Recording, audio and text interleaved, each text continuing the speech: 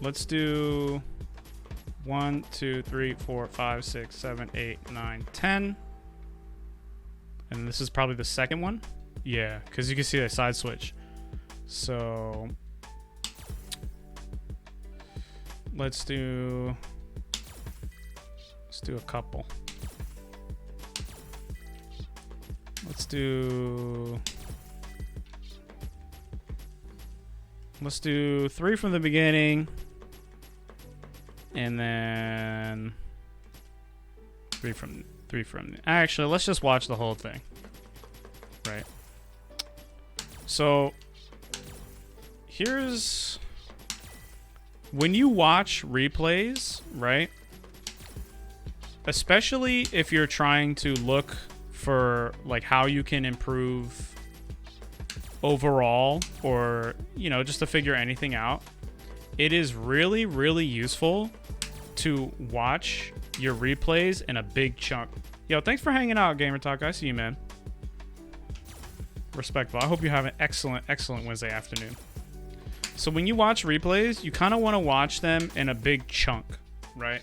Because if you watch just one match, it can be kind of hard to figure things out that will like really, really help you in the long run, because you're not going to be able to see like the big patterns that you have in your play, right? I mean, of course you can watch one match to try to figure things out for matchups or try to figure things out for a specific situation. But if you watch your replays in like a big chunk, like a bajillion replays at once, 5, 6, 7, 8, 9, 10, whatever, you're going to be able to then see like, oh, wait a minute, I did this 3 games in a row, or I'm always doing this, or this always happens to me, this type of situation. And those big overarching patterns are probably the easiest thing to work on to like improve. So it's a lot easier to figure out where to start if you start with a big replay viewing session. Also, viewing your replays in a big chunk is kind of nice because you can make that like one session,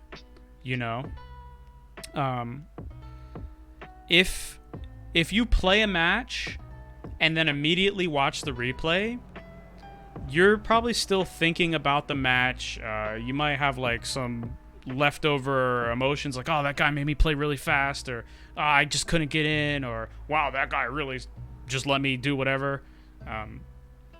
If you wait a day or so, right, or wait a few hours and then watch your replays in a dedicated session, you can kind of step back and look more objectively at your own gameplay, right? You can kind of remove yourself and observe from a distance, which can help you be more appropriately critical of yourself, right?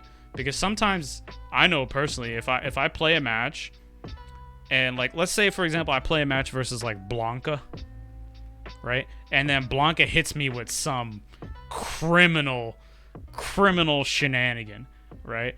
I'm livid. I'm like, oh my god, Blanka players, bro, just digesting Elmer's glue and math. Oh, I hate Blanka. That was so obnoxious. And then if I try to watch the replay, it's like, I'm not in the right headspace. So I definitely recommend as an approach, like right off the bat, have gameplay sessions. If you play like 2 or 3 hours a day or whatever, so many days a week, take one of those sessions and just turn it into watching replays. And it's like super Gucci, I think that's a good strat. So what we're going to do here is we have a set of first to 10, right? We're going to look them over just at 2 times speed to begin with, right? We're going to try to look and see some general patterns, right? Just overarching things like, I don't know, was I always in the corner? Did I jump a lot? Did I mainly use fireball, or did they mainly jump at me? Just big general patterns.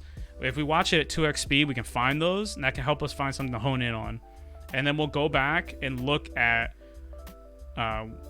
what out of those general things we want to get the specifics on. Then we'll go back, break down the situations, maybe open up training mode if we need to. After you explore those situations, right, you want to say, okay, what do I want to focus on? Like, okay, I found X, Y, Z amount of things, right? Like, I watched my replays. I found 5 things, right? But if you try to go into a match and say, okay, I'm going to practice thing 1, practice thing 2, practice thing 4, 5, that's a lot to practice. And I don't know about any of you guys, but I certainly cannot do that, right? So you kind of only really want to pick one thing at a time to work on. Like, okay, I see that my opponent had cornered me a lot because I walked backwards an excessive amount. I'm going to play 4 or 5 games and just focus only on not walking backwards an excessive amount. Just like a theoretical example, right? If you work on one thing at a time, it's much easier to develop the skills to handle situations and like the mental capacity to be able to process those situations easily. What else before we begin about just watching replays in general? Watch replays a big chunk. Look for general patterns. Once you find those general patterns, look and break down the situation. Don't hesitate to use training mode to simulate that situation. And once you figure out what you want, try to only focus on 1 or 2 things at a time, improving it. And you want to try to find practical ways to approach things, right? You want to, for yourself, list down like, okay, well, I see my opponent always jumped and I let them jump at me, right? You want to say like, okay, well, I'm going to play 5 matches and I'm going to focus on anti-airs specifically, right? 5 matches, specifically anti-airs, things like that, right?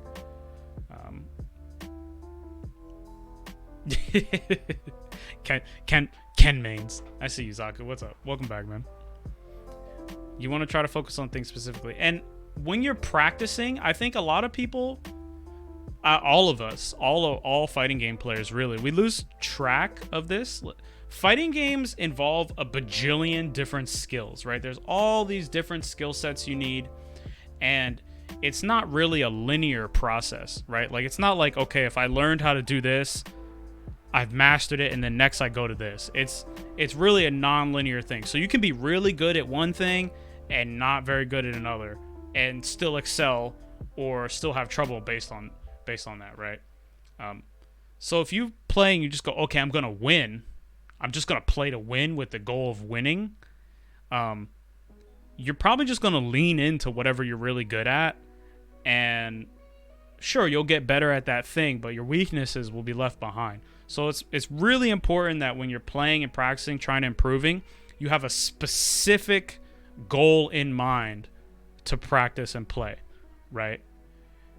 It's like when you go to the gym. When you go to the gym, you don't just go in and say, oh, I'm going to get swole, right? Or, oh, I'm going to get buff, or I'm going to get tone or whatever. You go, okay, well, on Wednesday, I'm going to do my arms. On, Friday, I'm going to do legs. On this day, I'm going to walk or do cardio or whatever, right? You have a specific goal in mind. And all of those goals will eventually come together to make the whole thing, right? So that's what we're going to do. Look for general patterns. Pick out some of the things that are most glaring for us. And pick out 1 or 2. And then try to come up with a way to practice those 1 or 2 things specifically, right? Now, when you're looking at stuff, if as like a final note, if you feel completely lost, like if you're looking at your replays and you're just like, well, I don't know what to do, right? That can happen, especially if you have like a really close match with someone. You're like, I don't know what to do different. Then it's maybe a good idea to look at your strengths also. Like, okay, what did I do well? What am I good at?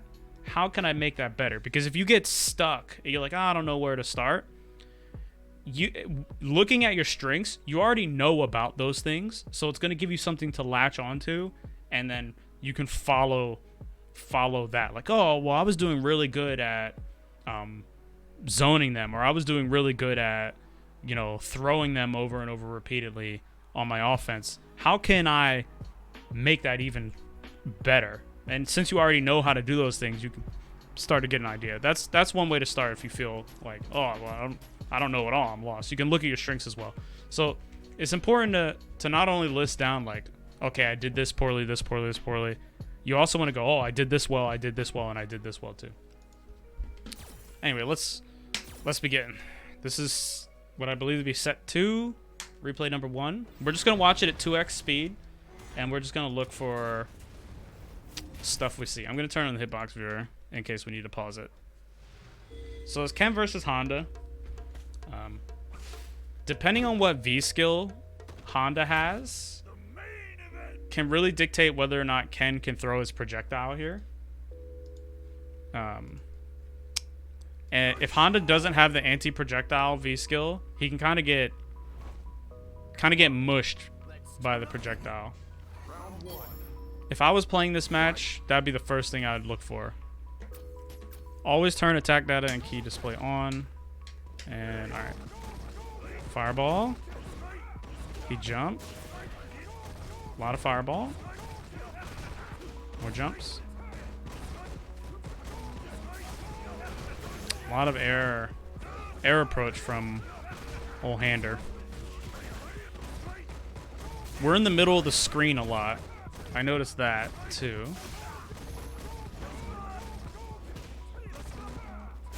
Headbutts. Okay, so one of the first things I notice just from this is opponent jumping. So let's I'm gonna write that down.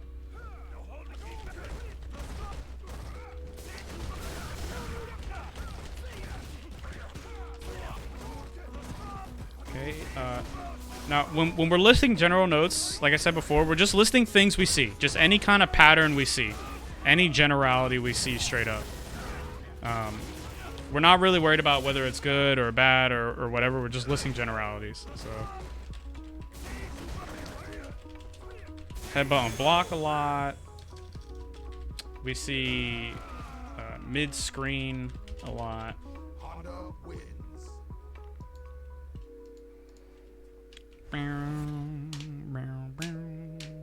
Okay, let's watch the second one. We're just 2xing it just to get a general idea of what's going on here.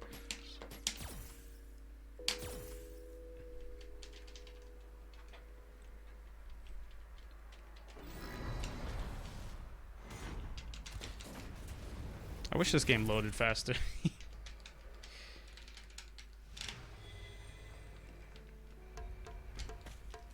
Okay.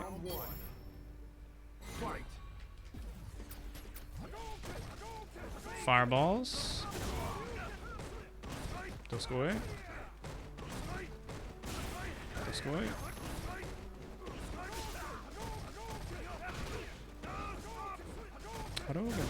Oh, that was good. Okay.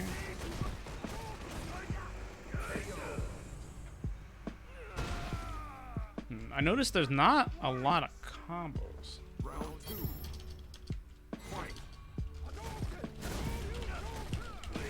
Not a lot of combos. A lot of butt slam. A lot of butt slam.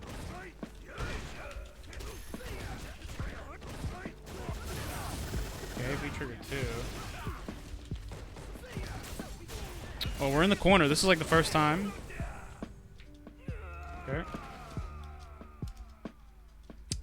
Honda wins. Okay, we went to the corner there. So far I notice a lot of jumps from the opponent, a lot of butt slam, a lot of headbutts on block, a lot of fireball, and I notice we're in the mid screen a lot. Yo, what's up, Mofazni? I see you, man. What's good? Looking at replays. Now I know this seems like really general, but what we're doing is we're looking for overall overarching patterns, and then we're just gonna narrow it down. All right. Looking at overall gameplay stuff here. There's another jump. Okay. Another butt slam. Okay. I also noticed that Ken has V trigger 2 and V skill 2. This matchup. Oh, a combination. Overhead. Okay. So Not bad. That's what I was looking for. Round 2. okay. Hadouken. V skill. Go score. Butt slam again. Okay. Trigger 2. Unblockable from Honda.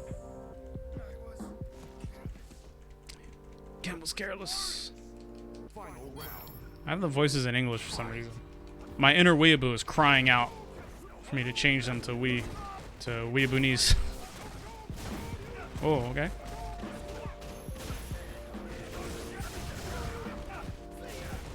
I noticed some DPs, but not a lot of DPs. Shmi X, B skill 2. Butt slam. B skill 2 again. Okay.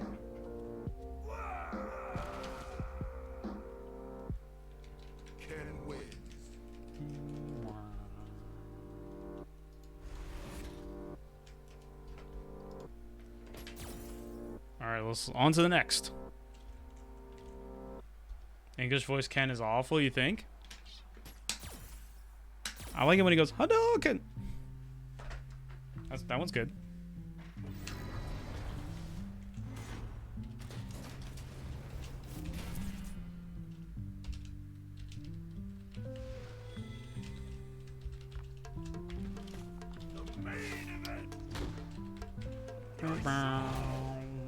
I'm writing some notes in the document. So again, this is the process. We just 2x here. I notice starting out with a fireball a lot too. That's something to look at.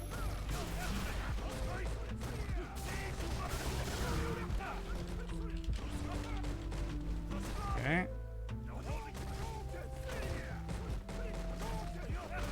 Aw.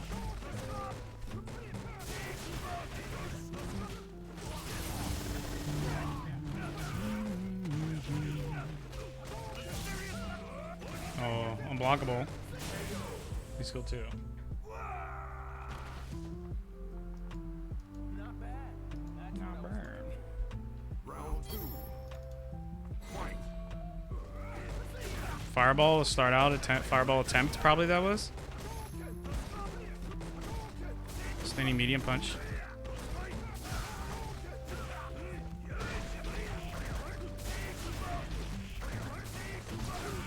V reversal.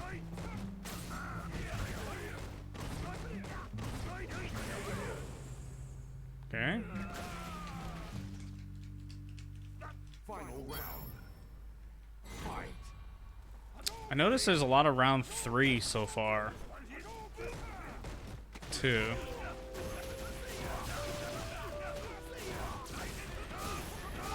Go score!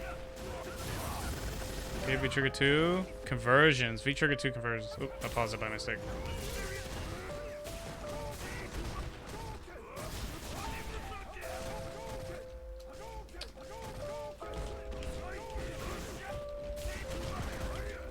Okay.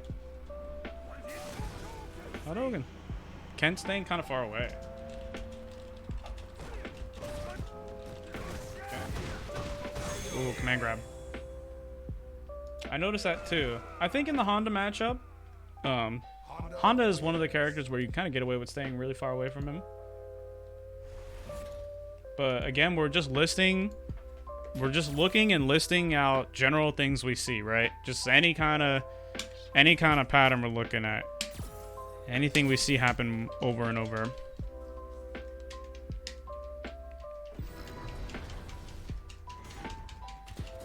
This is so this is a process to like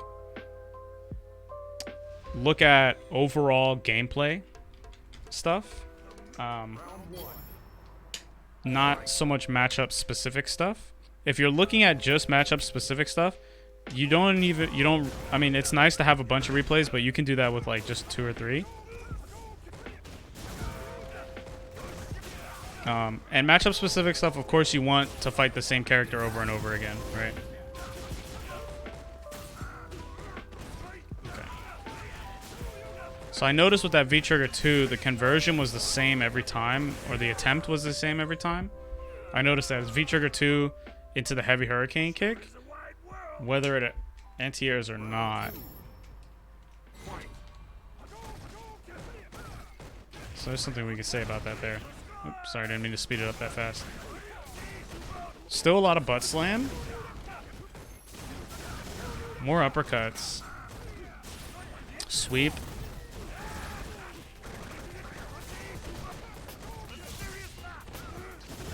Okay. V-Trigger 2 follow-up. Again. Block pressure. I noticed that Ken doesn't seem to be comboing Honda a lot. This might be from pressure sequences. Lacking / block pressure. Okay. This one goes to round 3 as well. If a lot of the rounds go to round 3, like say for example you win the first game, but then win the first game, lose the second game, or lose the first round, on off. It could somebody changed their play style or somebody did something different, right? There was something that changed.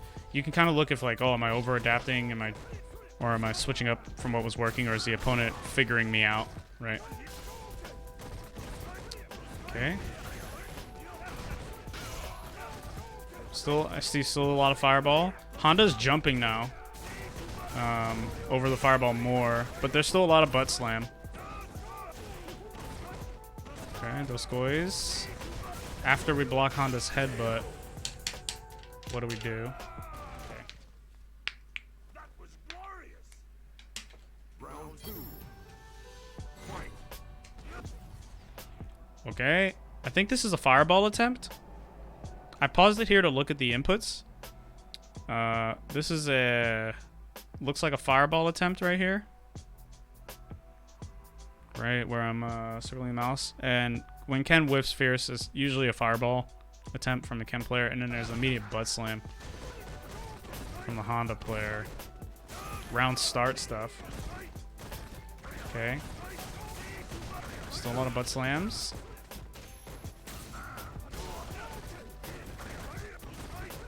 Those goys.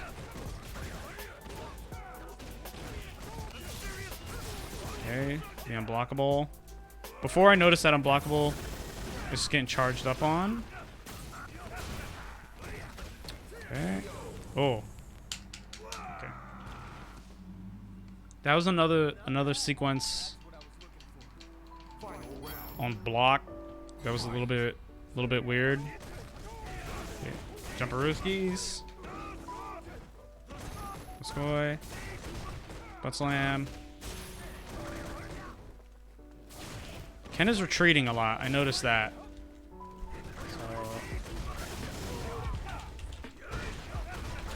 Ken is retreating a lot.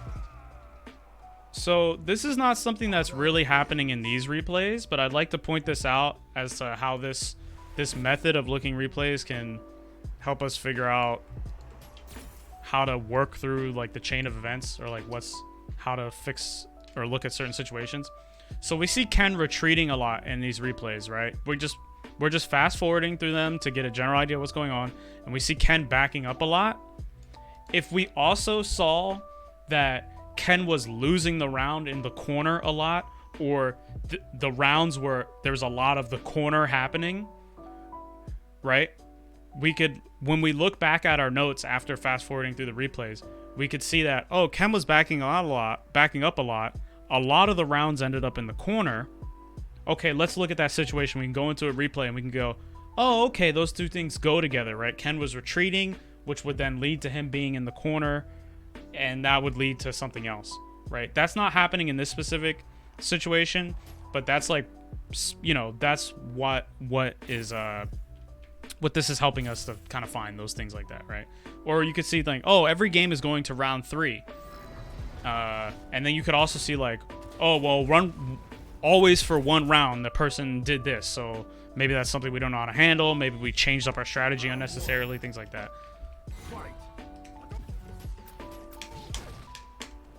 So let's just keep looking, right? And the more we see a specific pattern, the more we want to look into it, right? Like, for example, there's a lot of butt slams going uncontested, right? We see mad butt slam. We can look into that. We see a lot of headbutt situation, right? We can look into how that's getting handled. Okay, fireball up close. We also see a lot of times Ken will get block pressure, but it will never result into a combo or a throw. So we can also look into that, right? Those seem to be the most consistent patterns I see so far, but we still have to, you know, just scrub through everything. Is this on 2? Yeah, it's on 2. How do I get... Okay, a lot of fireball too. We can look at that as well.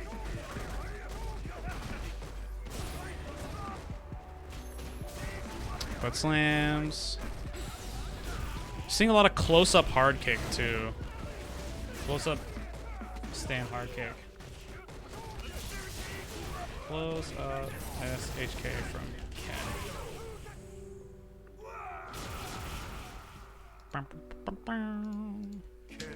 Okay. Good old Quaneth. If you look really carefully at Ken's victory screen, he has 2 extra teeth. Ken is a mutant. He has more teeth than a human person would have. Don't ask me how I figured that out. Oh, man. Okay.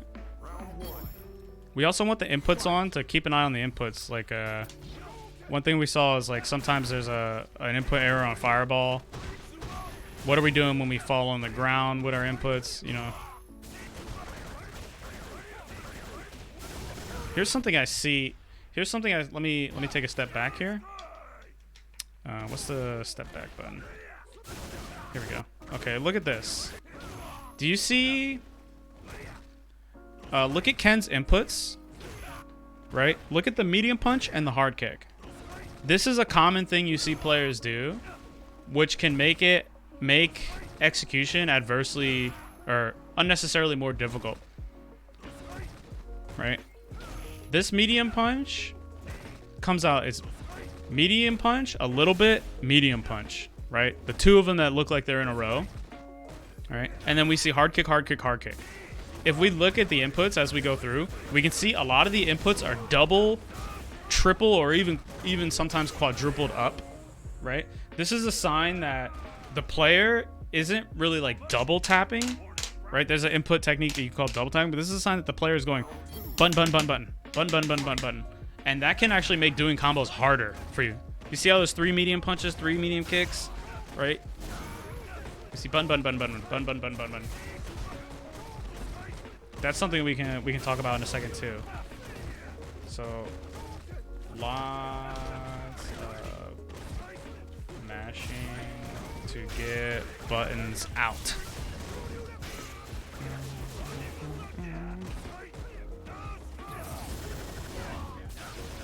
Okay.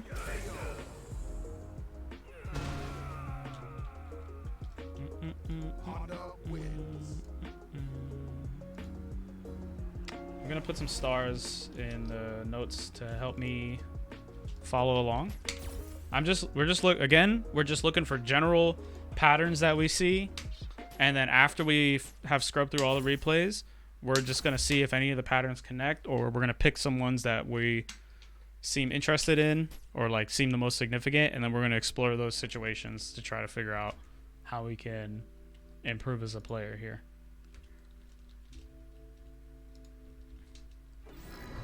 So we're just looking for anything. Good, bad, just anything you notice. We're just looking for multiple patterns. We have a lot of replays here, so it's actually really good, but it will take a little bit of time.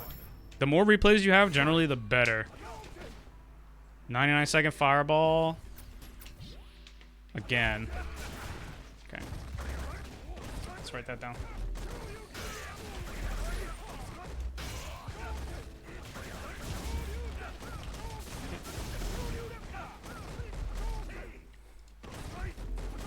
I don't know. Ending. I notice a lot of the block strings end with regular fireball.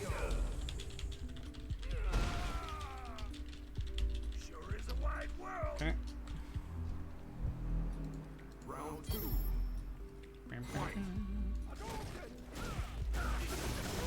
Sherry Rebel. Okay. We're still in the middle of the screen a lot too.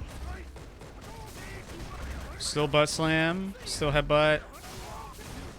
I noticed not a lot of throws. We saw some throws. Like, we see some, but not a lot of throws. Let's write that down too.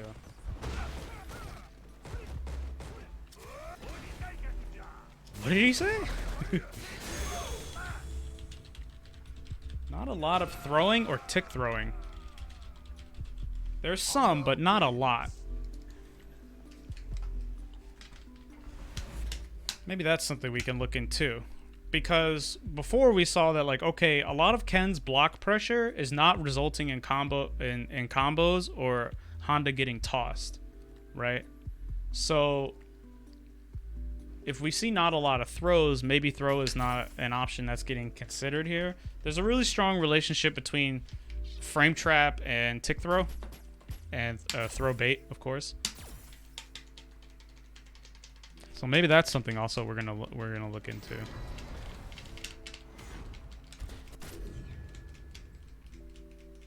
I think there's only 1 or 2 left. Round 1. Fight. A lot of fireball at the start too. I see that. Those goys. A lot of headbutts. Jab, jab. Okay. A lot of stand medium punch. Sweeper Ruski. Add the whole sets. Yeah, yeah, yeah. That would be really nice. So dream feature for Street Fighter. Honestly, Street Fighter should just copy everything StarCraft 2 did. StarCraft 2 does everything perfectly. Amazing game. It's also free. It's really good.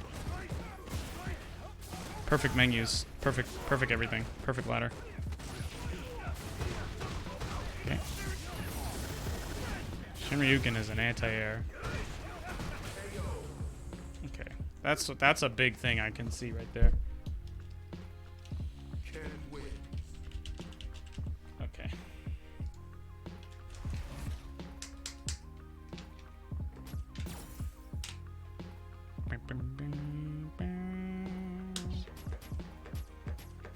Okay, we got 3 left.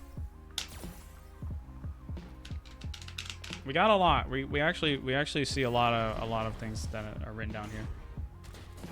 We'll go over this in a sec, and then we'll start narrowing it down. Round 1.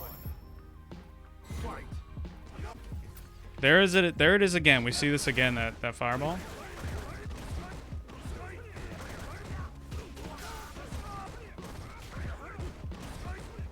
Okay. Block strings ending in regular fireball a lot. EX butt. Oh, that was a good autocorrect Doskoi. Autocorrect Doskoi? We got those? Oh, that's too fast. Too fast. I know how to work these controls. I've streamed before. I know. I've played this game. Okay. Oh, Lupe Shuryu. Let's take a short back. Let's look at that Lupe Shuryu there. Doubling up, tripling up on the inputs there.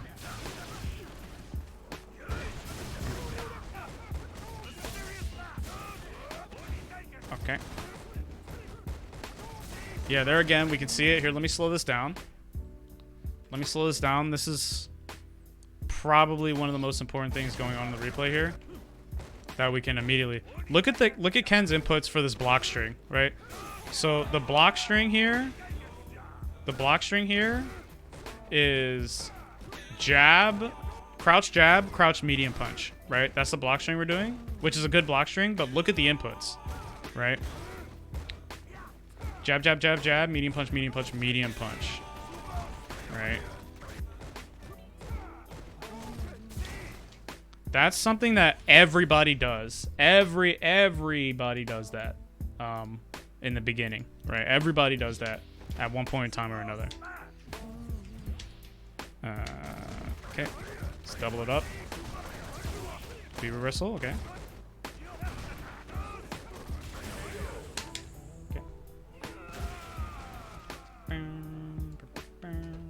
Honda wins.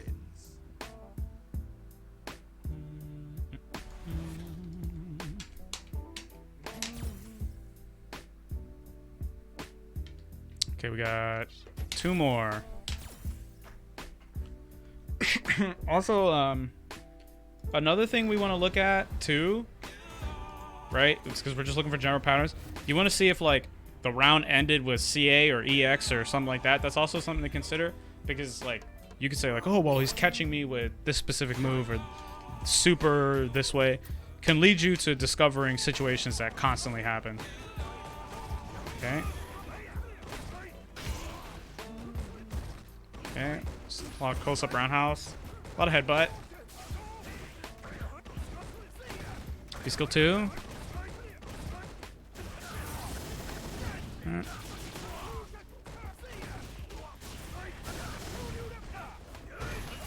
Shim overhead.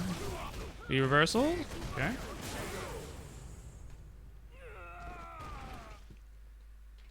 Sure is a wide world. Round 2. Fight. Okay.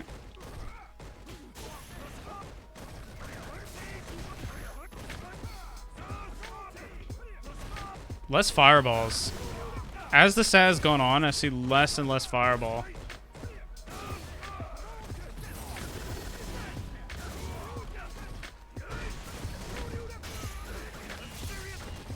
Oh. Butt slam. Honda's using butt slam a lot to approach. Okay.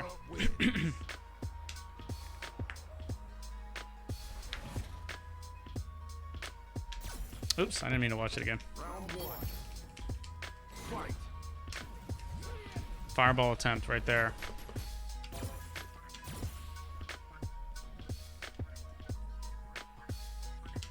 All right. Oop, last one here.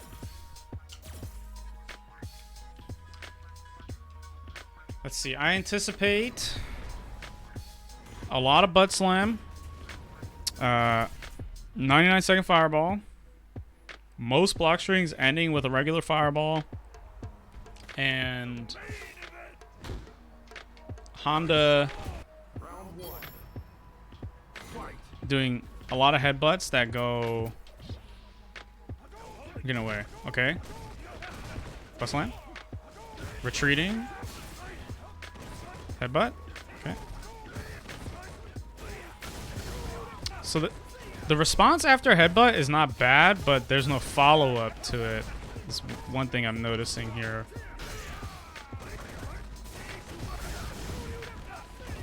Okay, V skill 2. Oh, a throw? Okay.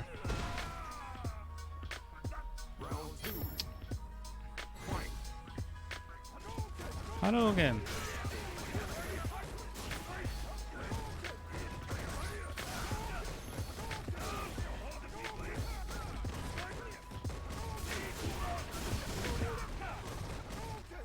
Okay.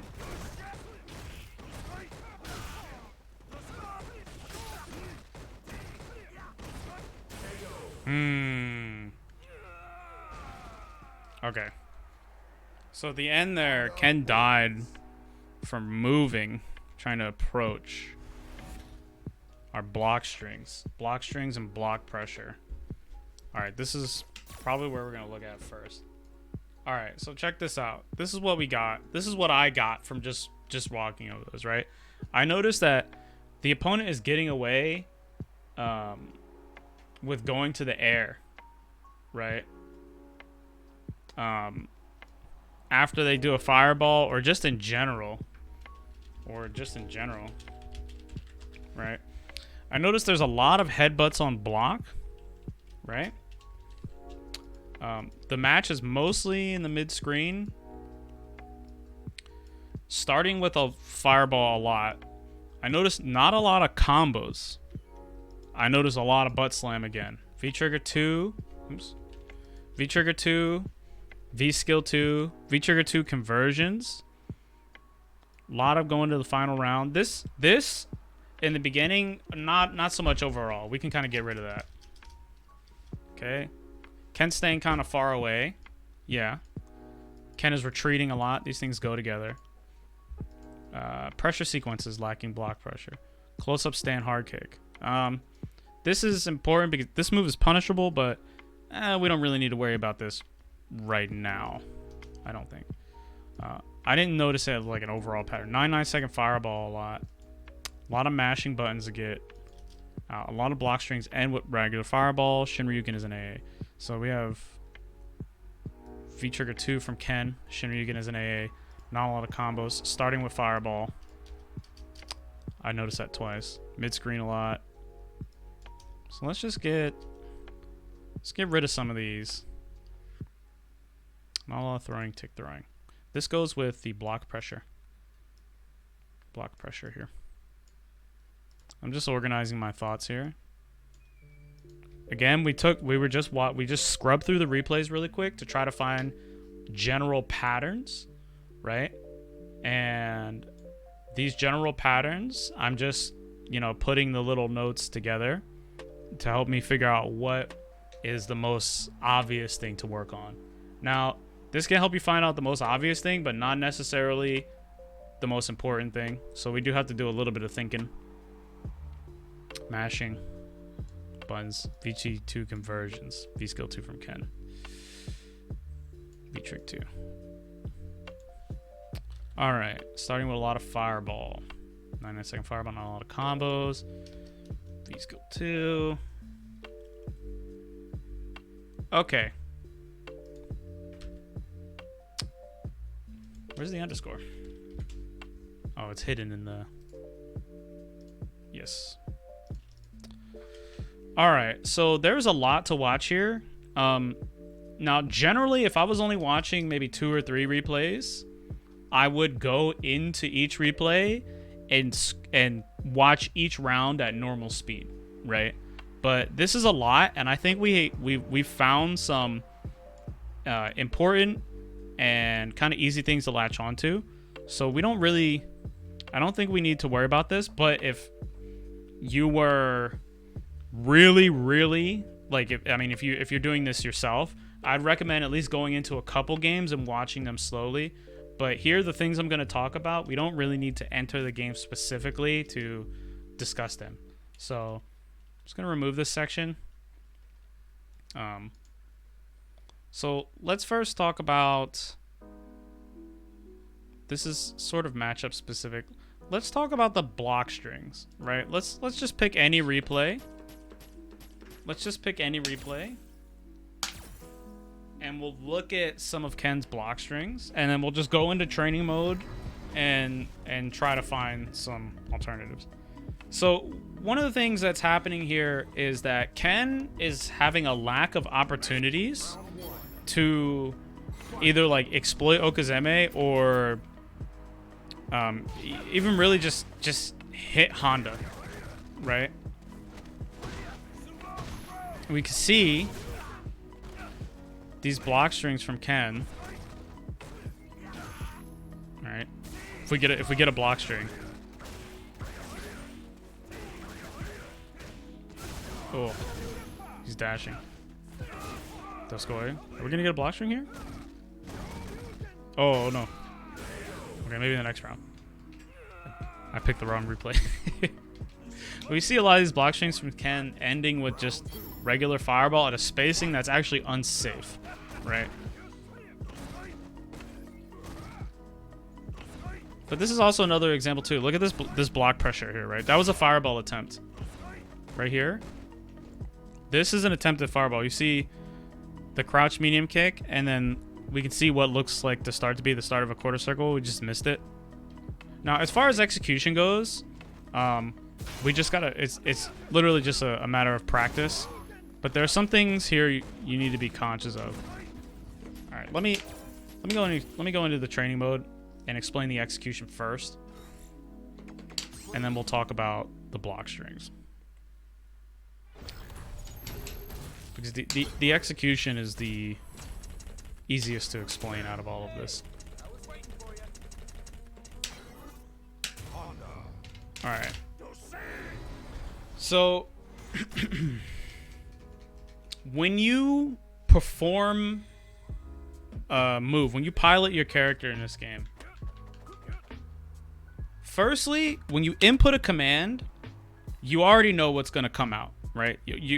When you input the command, you know what it's going to do, right? You know what to expect. It does the same command every time, right? And when you input a complex command, you know what it's going to do, and you want to do it as slowly as possible. There is no need to rush, right? If you try to do your inputs really quickly and you learn to do them really quickly, because the game has input leniency, it will give you what you want, but you'll have inputted it in a sloppy way, which can work against you when you start needing to perform advanced techniques that involve like input shortcuts and things like that, and tricky combos and stuff, right? So when you do, like, let's say you want to do this block string, you want to do down jab, down medium punch, fireball, right? This is the block string you want for any given reason, right? You do this. You only need to jab, medium, fireball. You don't need to... There's no reason to rush, right? This just makes it way harder to actually do the thing. You're working against yourself by pressing the buttons multiple times. This is something that's like actually really difficult to break as a habit. I think most players start this way. Most players start out like that. When you first pick up a fighting game, this is what you want to do. And if you pay conscious attention to this, you might even find yourself pressing the buttons or holding down on the directions abnormally hard. Like you're using a lot of strength to do this. This actively makes it more difficult to do what you want. Like, this makes it harder for the character to do what you want. So what I would say here is just try to be conscious of this and slow down, right? Take a deep breath and just, relax. And yeah. I did this, right? Everybody does this. You do this. Zaku did this. Doc did this. You as a Miss Patricia did this, right? Everyone begins by doing this, and you really want to just you have to like break the habit consciously, because this will get in your way, especially once you advance to a level where you need to start doing things like cross cut, or you need to do input shortcuts, right? Or any kind of fancy technique. Learning to control and pilot the character this way makes it right? If you mash, right, you might think that this helps you like link or put your combos together, but it actually actively works against you, right? So just slow down and don't rush, right? That's really the advice I have here, is just you want to input everything as slowly as possible, right?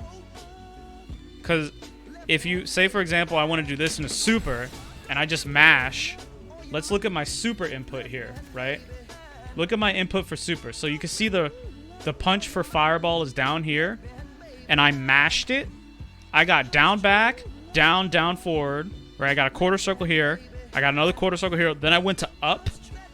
Then I did forward, down, forward, forward, up, and then kick, right?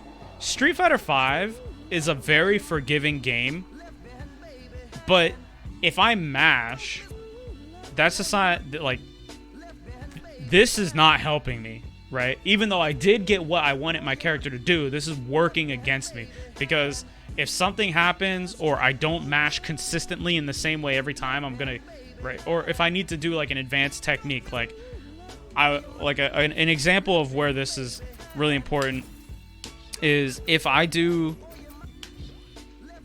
a combo like this. Oops, he's blocking the first hit. If I do a combo like this, right, I have to wait and cancel the second hit to get the most damage, right? So if I do, even my inputs are garbage, right? You see them? But you want to try to do it cleanly and slowly, right? A combo like this, you want to wait, because if you just cancel the first hit, or if you just mash, right, you might not get your super cancel. Or there, I'll cancel the first hit because I'm rushing myself. I'm rushing, making my inputs messy. Now I'm missing out on damage now, right?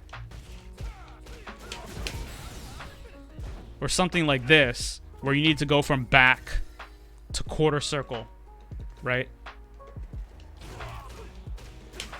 The game's input leniency can work against you sometimes, right? It is really generous, but ideally you want to input everything as slowly as possible so you have the cleanest, crispiest execution. And the first place to start with that is, you know that when you hit medium punch, it's going to come out like this. It's going to come out the same every time. So the game has accepted the command. You know what's going to happen. There's no need to rush.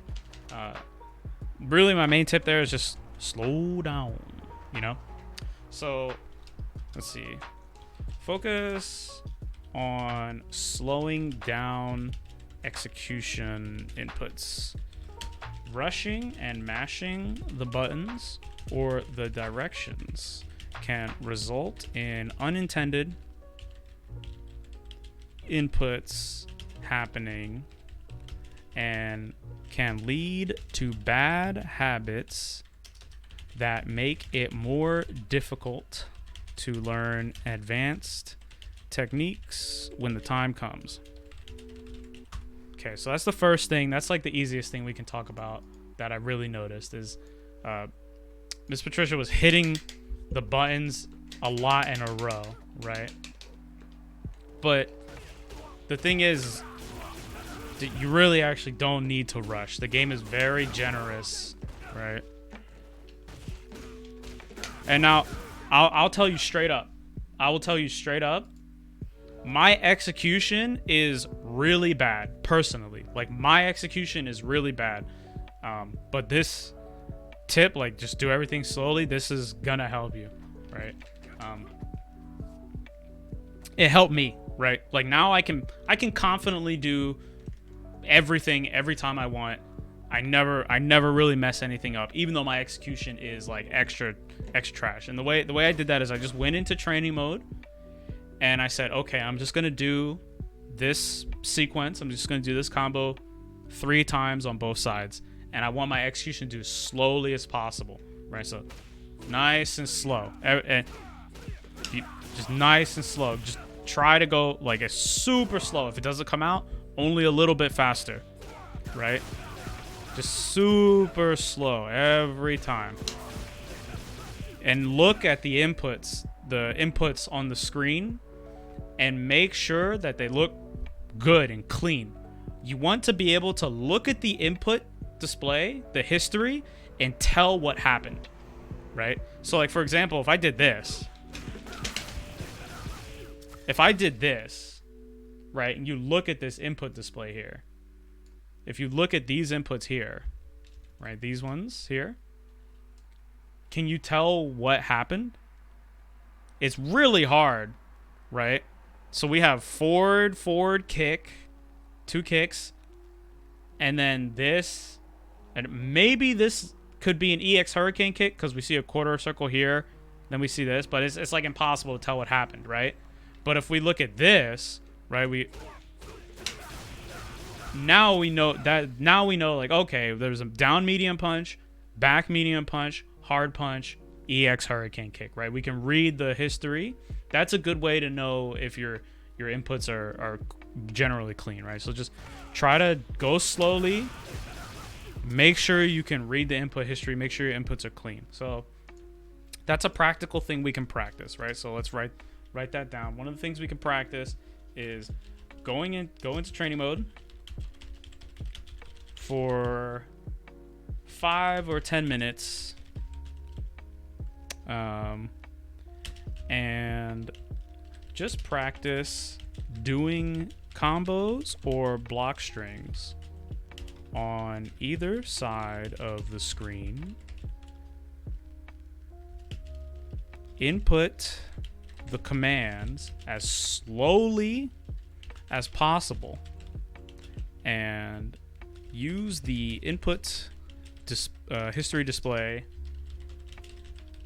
to ensure that your inputs are as clean as they can be, right? One of the things I would recommend specifically to you, Miss Patricia, is to do quarter circle fireballs. 10 of these, maybe 3, 4, how many ever you want. Just try to get the fireball input to look like this, right? Just super clean fireball input, and go and do them slow. Don't rush. You don't need to do this. Just as slow as you can get them, and then you'll be able to do them quickly over time. But you want to learn how to do them properly first. Speed comes later. I think a lot of people think they need to rush. You don't need to rush. The game is kind to you, and you already know what all your characters' moves look like, what they already do, and you know that when you press the button, the move is going to come out. Don't need to rush. Don't need to second guess yourself. Just practice this in training mode, right? Just this. Maybe practice a block string or two, right? Combo maybe, right? Just try to go as slow as you can. Both sides of the screen, 5 or 10 minutes.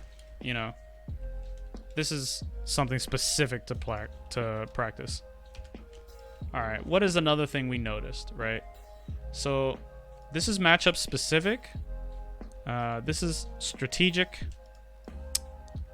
This relates to the block pressure. Okay. So these things here are matchup specific and strategic. Let's save these for later. Let's explain and talk about the block strings here, right? The block strings are a little strategic, but one of the reasons you're not getting a lot of damage on the opponent is because the pressure sequences you're choosing to do are pretty much giving up your turn, and you're not really mixing up the pressure sequences in a threatening way, right? So I'm gonna use the basic relationship between frame trap, tick throw, and throw bait to try to suggest some ways that you can enhance your offense, right? Because, you know, we really noticed that Honda was not getting comboed a lot, right? Like, Honda wasn't getting comboed a lot. Almost all the block strings were ending with a regular fireball or a fireball attempt, and there was not a lot of throwing, right? So if you're not getting damage, you need to find yourself an opportunity. You're probably going to find it really hard to have an opportunity if your offensive sequences aren't particularly potent. And so here's some basic things, right? We see you doing this block string. This is not a bad block string, but you need to be careful about the spacing here, because this fireball is punishable on block, right? This fireball is unsafe. It's -8, right? But if you push them far enough away, they'll have trouble punishing it. So I would just be careful doing this up close, like this or something like that, right? But more in general, something you can work on is establishing your block pressure and then mixing in throw or throw bait, right? So say we set up a pattern. Say we're just doing this, right? We're just doing this. We don't want to worry about the unsafe fireball, right? We do this 2 or 3 times, right? Now we're watching to see what Honda is doing, right? So we know all about this block string. We know it's a frame trap. We know the position they're going to slide back to. We know what buttons are going to come out, right? We play Chem. We've seen this 1,000 times. What's Honda doing though, right? We want to observe his reaction to the stimulus we give him, right? We're giving him a pattern of something. We're giving him some information. How's he responding to this? We just do this and then we block, right? If he chooses to sit still, right, we can then move forward, right? If we move forward and he sits still, we can threaten him with throw, right? If we move forward and he interrupts us, he tries to press us with a button, right? Then obviously we can threaten him with another frame trap. We can do this, right? After we've observed, like, oh, okay, I try to walk forward and he hit me.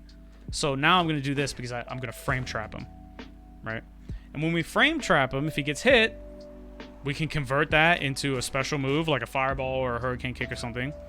And we may discourage him from pressing again, right? Which then causes him to have a different response, which we can see. So either he sits still or he tries to move back. If he sits still, we can threaten him with throw again, right? And we cash out and we just do it again.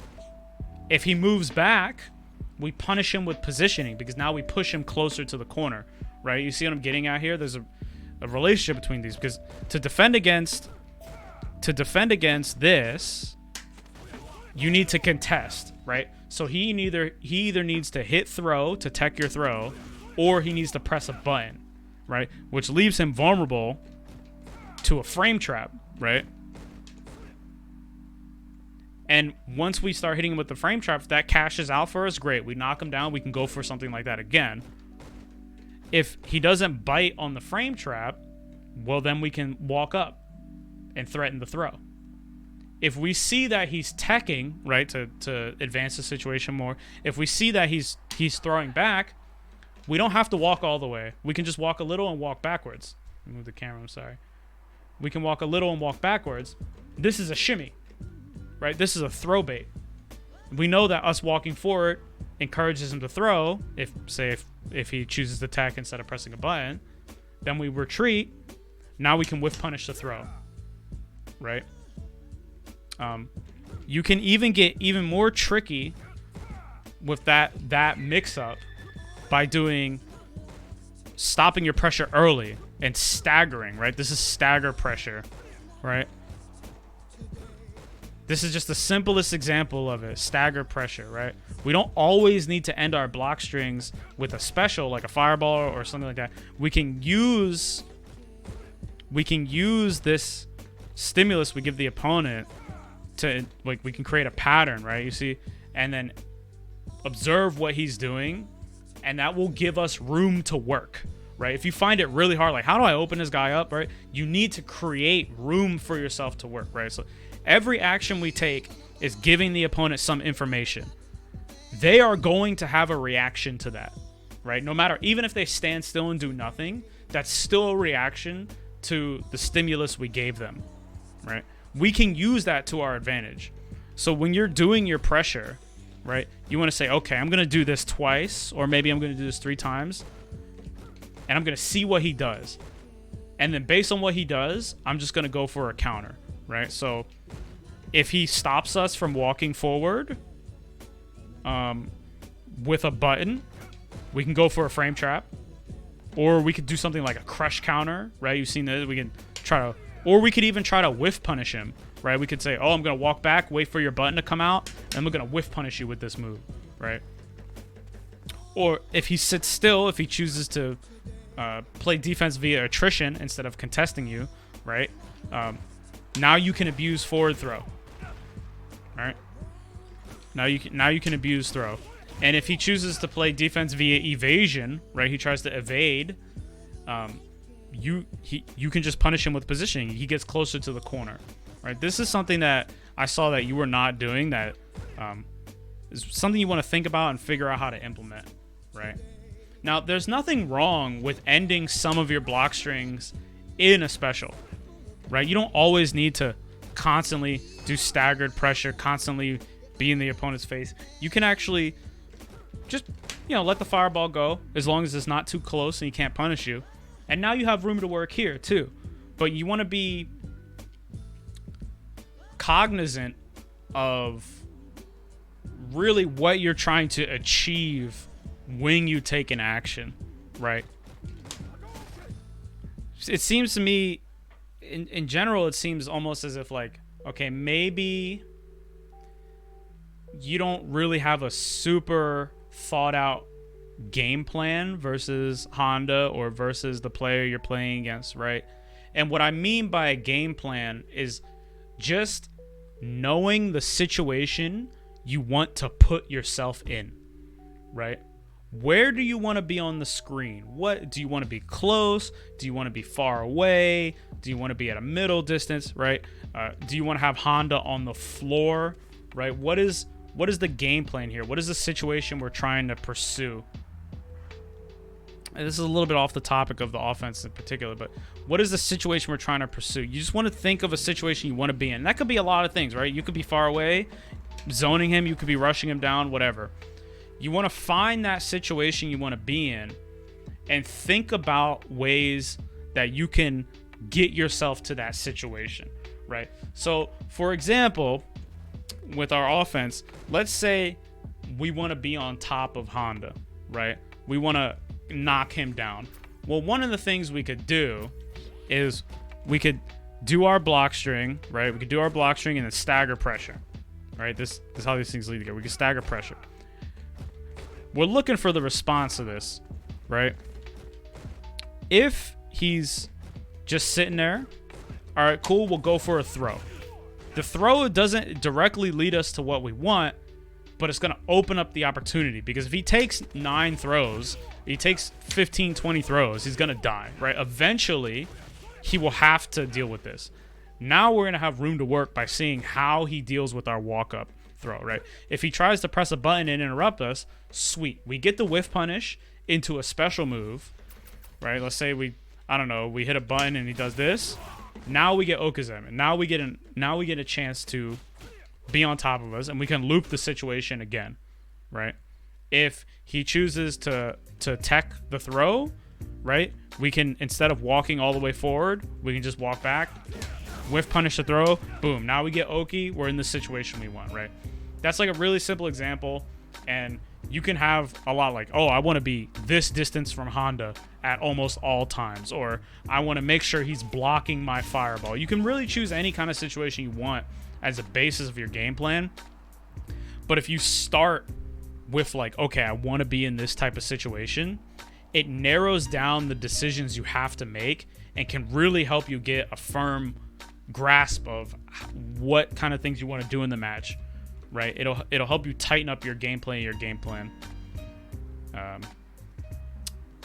just need a simple game plan, right?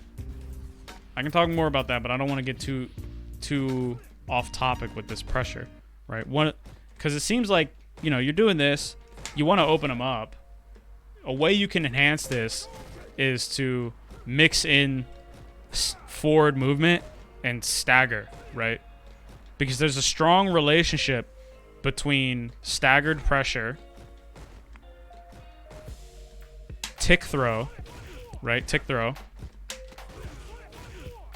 and throw bait, right? These things go together.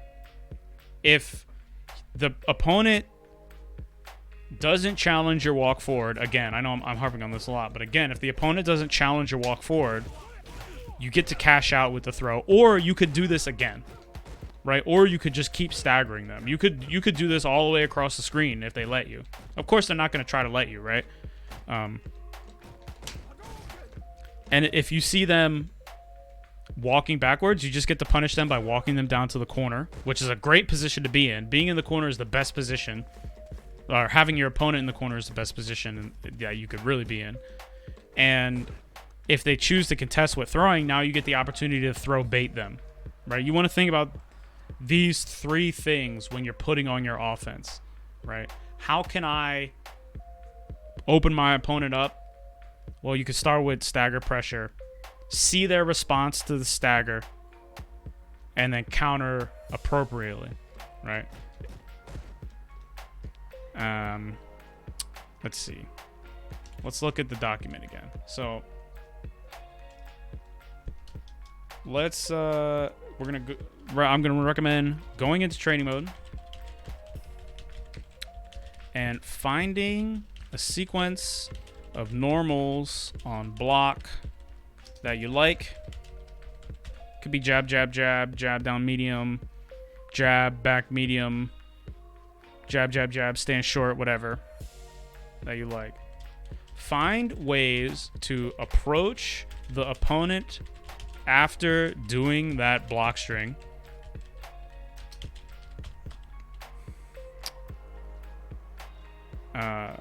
See how you can throw them. If you can stagger into another normal, or and how you can frame trap them with that block string. I know this is a little bit vague, but this is just like general strategic things to think of. Consider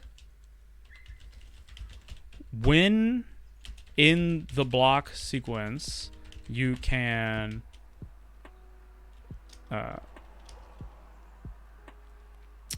consider at what point in the block string you can move forwards to threaten tick throw or get a better position to stagger them again. Right, you see a lot of people do this. A lot of chem players do this. A lot of people's offense is based around stagger pressure, and it's because it's really easy to implement. It's like also powerful. It works, right? Now, if you only have staggered pressure as a type of offense, then that can lead to its own problems. But we're not really worried about that yet. We're just worried about getting this functioning, getting this pressure working, right? So recommendation is explore ways to stagger pressure the opponent and implement tick throws into your game. Try to explore the relationship between stagger pressure, tick throw, and throw bait. All right. And then, okay.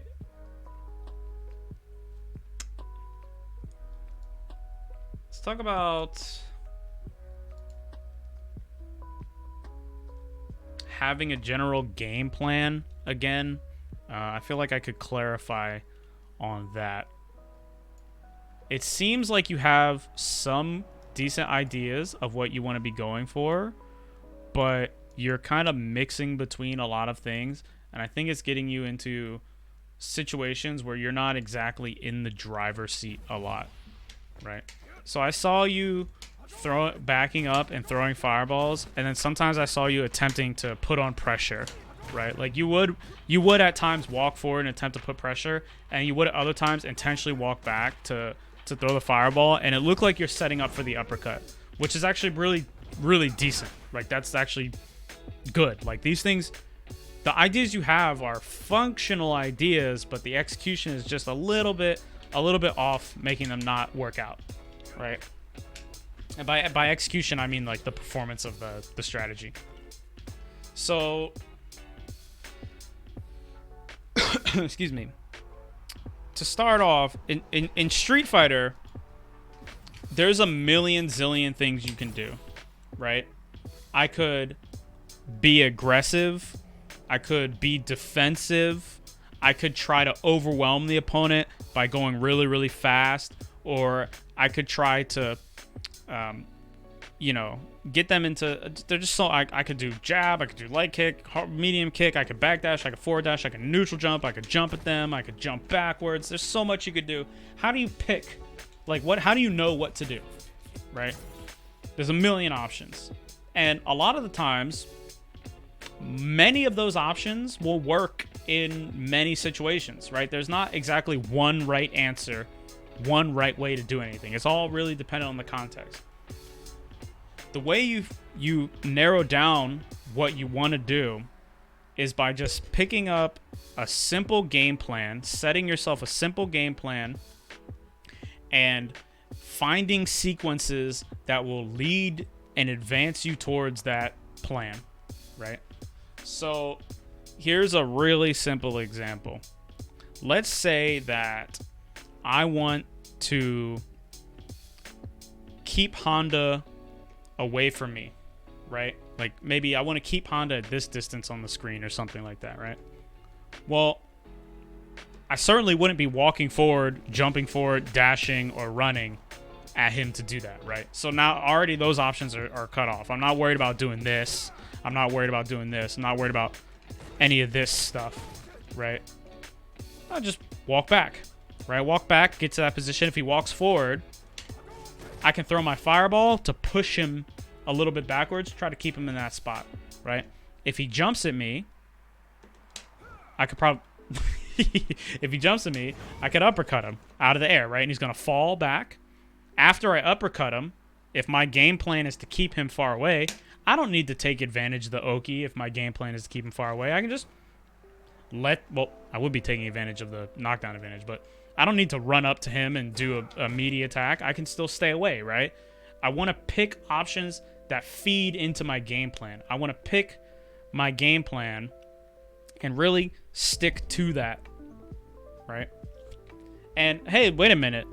Look here, there's a relationship between my fireball and my uppercut, right? If I throw the fireball at him, well, he can't move forward. If he wants to advance, he has to go up over the fireball, or he has to go through the fireball in some way. So if he jumps, I get to DP him. Then he falls backwards, and then I get to do my situation again, right? Same thing as if, say, I wanted to get Honda on the floor. I wanted to land heavy hurricane kick against Honda, right? Or anybody, right? So if I want to land my heavy hurricane kick, I'm going to have to hit him. So I'm going to have to look for ways to hit him. So I could approach him and do this, right? Combo, right? And say if I approach him by walking up, or I could even dash, really, and he's blocking, well, now I throw him, which is going to force him to eventually deal with the throw, which means he eventually has to open himself up, which then leads me to this. And then if I hit this, well, look, now I have a mix-up between throw or hit again, because we're in this position, I'm in advantage, right? I don't need to worry about using my fireball or, using roundhouse or trying to sweep him or whatever if I have a game plan in mind and I'm pursuing that situation. All right. Now, you might be thinking like, hey, wait a minute, if I only try to get myself into one type of situation, wouldn't that make me rather predictable and easy to fight against? The answer to that is yes, but when you play a match, as you progress and become a stronger and stronger player, you will be able to transition between, like multiple game plans or multiple game plans that complement each other, right? You won't always be so doggedly pursuing one type of situation. But as a beginner player or an intermediate player, it's really important to have a game plan like that and go into matches specifically just practicing that and forcing yourself and forcing the opponent to deal with those type of situations so you can get familiar with what could happen when you try to do that thing. All right. That's what I mean by having a game plan. You want to have a goal, a situation you want to be in. Having that goal will help you determine what you want to do to get there, right? It makes your options, like what you're going to do in neutral, a little bit more obvious, easy to follow along with. And if you pursue that goal, not only will you end up like making less mistakes as a player, you'll have less scrambly situations, but you also become way more familiar with those type of situations. And as you advance as a player, then you'll have the ability to switch between them freely and kind of freestyle stuff. But even Evo top 8 players, right, or even like extremely adept players have game plans when they go into a match, right? Like they go, okay, I see Honda, I want to save at least one EX bar so I can punish some specific things. I want to make sure that he doesn't activate his V trigger. I want to avoid the hard kick distance. And if he doesn't have the correct V skill, I really want to abuse my fireball because he's weak to that, right? I want to stay out of a situation where I'm blocking hands on block. And you know, that's the game plan. It's a little bit more advanced. It involves more things. But at the end of the day, you have that. And just thinking in that way is really important. That's something you want to start doing, I would believe. So to wrap that all up, for you specifically, I would say pick one of the things you were doing. Like, I'm either going to zone him or I'm either going to try to put pressure on him, and just go for those and play a bunch of maxes just practicing those, right? So the recommendation here is to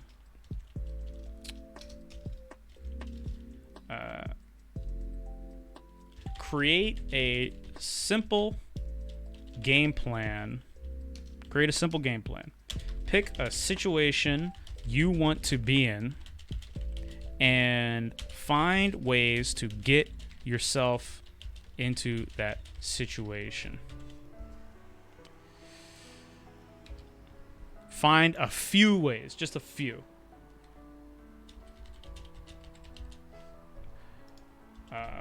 Practice that game plan specifically and the set of sequences you used to get yourself into that situation. Just pick one or two things you like. It doesn't need to be crazy complicated. It doesn't need to be galactic brain or anything like that. It just needs to be, okay, this is the situation I'm going to be in. These are the sequences that lead me to that situation. This is what I'm going to do, right? Because if you go into every match trying to freestyle, it gets really hard. It's like you're making it harder against yourself. So I would say play 5 matches with a specific game plan and pursue that game plan over everything else. Do not worry about winning. Just try to force the situation you want to be in. I'm going to put in parentheses, does not have to be aggressive or defensive. Just a specific situation. And explore how that plays out. Having a specific goal in mind will help you to organize your strategies and develop a strong understanding of how to deal with specific situations. Okay. Now, I am being a little non-specific because I really want to avoid telling you how to play, because there is no right or wrong way how to play the game, right? I really want to make that, like an important thing is there's no right or wrong way to play the game, right? Like earlier we watched Ken P and we watched Sevens play against Poison players, and Ken P and Sevens play on like the opposite spectrum of the aggressive to defensive scale, right? And both of them had success and weaknesses in their strategy. So it's not like there's one way to play. It's just the way you want. So that's why I'm not being very specific, right? You really have the freedom to choose whatever you want on your own, and the creativity is afforded there. Even though people say it's hard to be creative in Street Fighter V, you still can do that. That's how Street Fighter works, right? So I'm really actually trying to avoid telling you exactly what to do, which leads me to this next point, right? After that general stuff, I would like to talk about some Honda matchup specific things. And this stuff here, you can choose V-Trigger 2 and V-Skill 2 if you like, but V-Trigger 2 is not particularly useful versus Honda outside of just doing damage with it, because it doesn't really offer you a lot of utility versus him, right? V-Trigger 2 is really good at dealing with projectiles, and it's really good at dealing with some specific characters' shenanigans, like Akuma or Ryu or Ken, right? But versus Honda, it doesn't really, he doesn't have a projectile. He doesn't have anything that's like a crazy, weird, over your head type of cross up. I mean, he has butt slam, but it doesn't really work the same way as Akuma's demon flip works, right? He doesn't have anything that V-Trigger 2 really directly counters. So picking V-Trigger 1 would afford you more utility, because you can use it in your offensive sequences, right? You could do something like this, extend your frame traps. You have an enhanced fireball in V-Trigger 1 mode, which will help you zone him like you were doing sometimes. And the most important thing about V-Trigger 1 mode is your uppercut is hella good, right? Your fierce uppercut becomes amazing. So, oh no, I see you. Don't worry. So V-Trigger 1 just, it helps you a little bit more. I would recommend V-Trigger 1 in this matchup because it affords you more advantages, right? It affords you more advantages than V-Trigger 2 would. Now, I'll say the same thing about V-Skill 1 and V-Skill 2.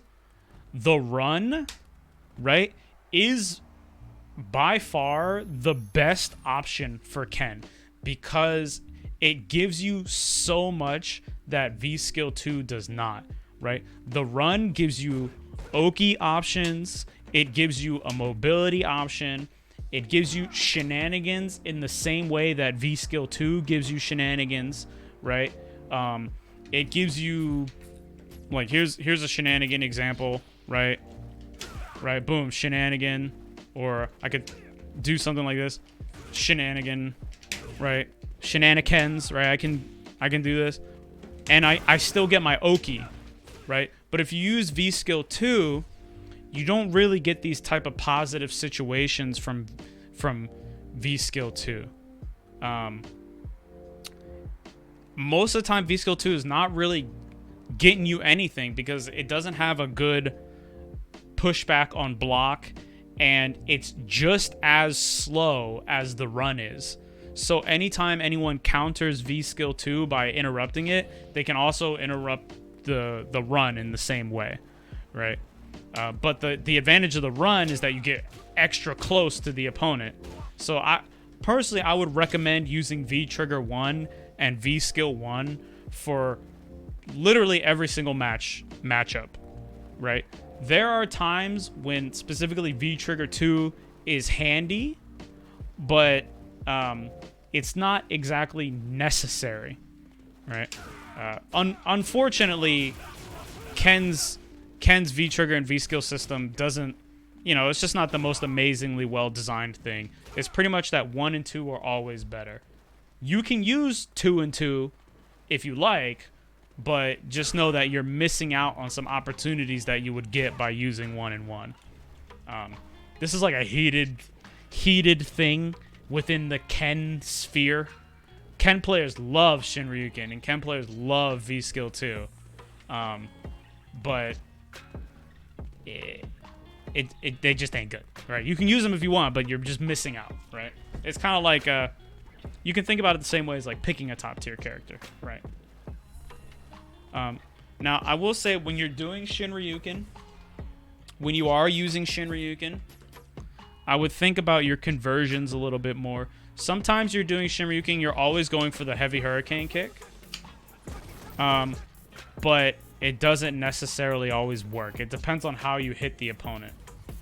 Furthermore, with Shinryuken specifically, you're often attempting to use it as an anti-air, right? You're attempting to use it as an anti-air, and Shinryuken as an anti-air actually just doesn't work. It's not designed to be an anti-air move. It has no anti-air properties. It has anti-projectile and anti-throw properties, right? So it's made to go through projectiles and made to go through throws. When you anti-air someone, let's see, let's try this. Let's just do this, right? Let's just have him do that, right? If I try to Shinryuken him, he's just gonna hit me, right? Sometimes if the opponent makes a mistake, if the opponent made a mistake and they jump from too far away, like right here, Honda would not hit me. You see how he doesn't hit me, right? But my Shinryuken will still suck him in, right?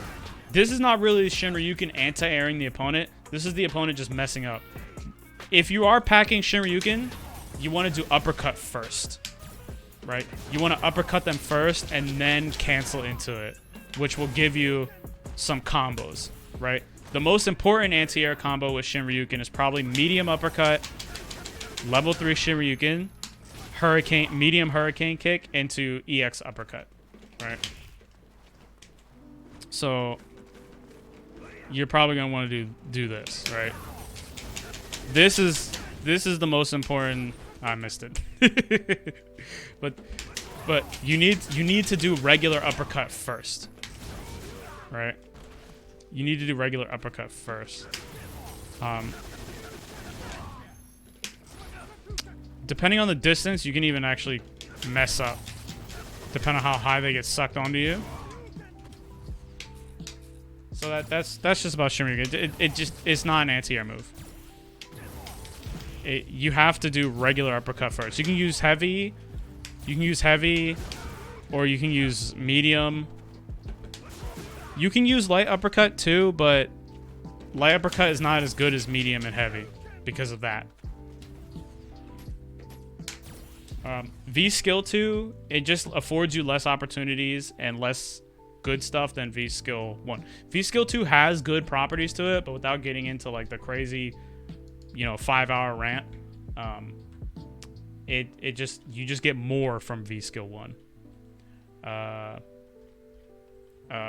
would recommend practicing.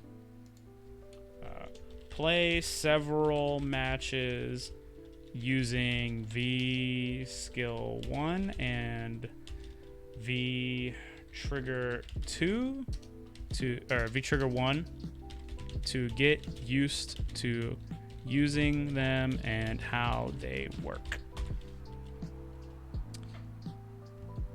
So again, I'm really trying really hard to avoid saying like, oh, this is the right way, this is the wrong way, because there is no right way or there is no wrong way, right? It's just the way that you want. Now we can talk about some specific stuff that was happening.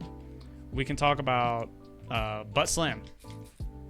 Butt slam is hard to deal with, but you were letting the opponent get away with it, right? So he would do butt slam, regular, cross up or not. Right? The way to deal with this is really tricky, but not like the end of the world. Right? All you gotta do is just time your uppercut properly. Right? It's hard, but it's possible. Another thing you can do is you can just walk away. Right? If he butt slams you, just block it, walk away. Just try to walk under, walk away. All right? You can try to down fierce, but it's tricky to time, right? Same thing with the uppercut. It's tricky to time, but you can down fierce him. Or you could do the uppercut. If he crosses over you, it gets kind of difficult, but you can still do it. Honda was doing hella butt slams. Regular butt slam, EX butt slam. In that match, I think specifically you have to challenge that, right? Even if he does EX, right? He could EX towards you or he could re-EX over you. It's the same deal. It just happens a little bit faster. Because you just have to time your anti-air properly. Right? I can never demonstrate anything when I talk about it. Oh my god, I suck. Oh, I suck. I suck. There we go. There we go. There we go. It's tricky to do, but you have. This is like just something you have to do versus Honda. If he's gonna butt slam you, you have to AA him. There. See, you just have to time the DP. I would go into training mode and just practice this, right? Just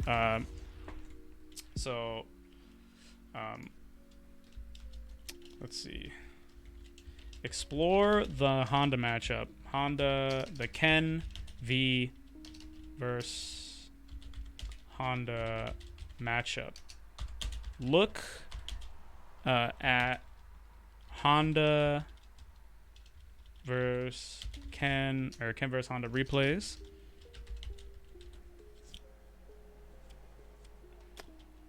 Honda replays. And see what the Ken players do and think of ways you can implement those general things into your own gameplay. You don't need to copy people, but you just want to see like, oh, okay, this guy's throwing a lot of fireballs versus Honda. Let me watch another one. And then you see, oh, this guy's throwing a lot of fireballs versus Honda too. Maybe I should think about fireballs. Or, oh, this guy's jumping at Honda a lot. I don't know. I'm just making stuff up. But you just want to look and see like, oh, what are the other Ken players doing? You know what I mean? So another thing you can do is go into training mode for 10 or 15 minutes and set Honda as the dummy. Record Honda doing various butt slams from various distances and timings. Record Honda doing butt slam that crosses up and butt slam that does not cross up. Practice interrupting and anti-airing the butt slam with uppercut and down and crouching heavy punch. I will also say up here things to recommendations is to talk to Honda players and ask them what other Ken players do that is hard for them to deal with. Right? That's important. That's the number one way you can learn how to like get better at matchups is like, hey man, I see you play Honda. When you play against Ken players, what usually beats you up? You know, like what is the hardest thing for you to deal with? And then when they tell you, you're like, oh, I think I know how that works. And you explore that, figure it out. Right? Okay. Let's see what else. What else we're looking at? We looked at butt slam. Starting with fireball. We looked at this. We looked at this. Staying far away. This has to do with your game plan. When you're retreating a lot, you want to make sure that you have a game plan in mind. You want to make sure that you know what kind of situation you want to be in, right? And you want to you really want to try to not do anything unnecessary, right? Because the opponent is watching you too, right? Like, okay, so you're doing things, you're watching the opponent's response, right? Okay, I moved. This is a stimulus to the opponent. It's going to elicit a certain response. What is that response? You say, okay, when I move, when I do X, opponent does Y. Let me test it again. When I do X, the opponent does Y. How can I abuse that to get my game plan going, right? How can I get in the situation I want to be with that knowledge? You're doing that. The opponent is doing that too.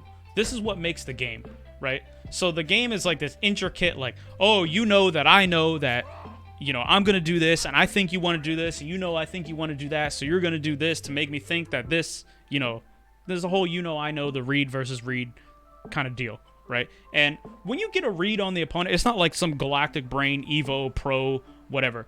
Literally every player who's ever played this game for more than 5 minutes has had reads on opponents. It's a fundamental thing you need to actually play the game. So you and the opponent are constantly reading each other, right? You're constantly paying attention. It's not like a psychic thing. You're just looking for patterns and responses to patterns, right?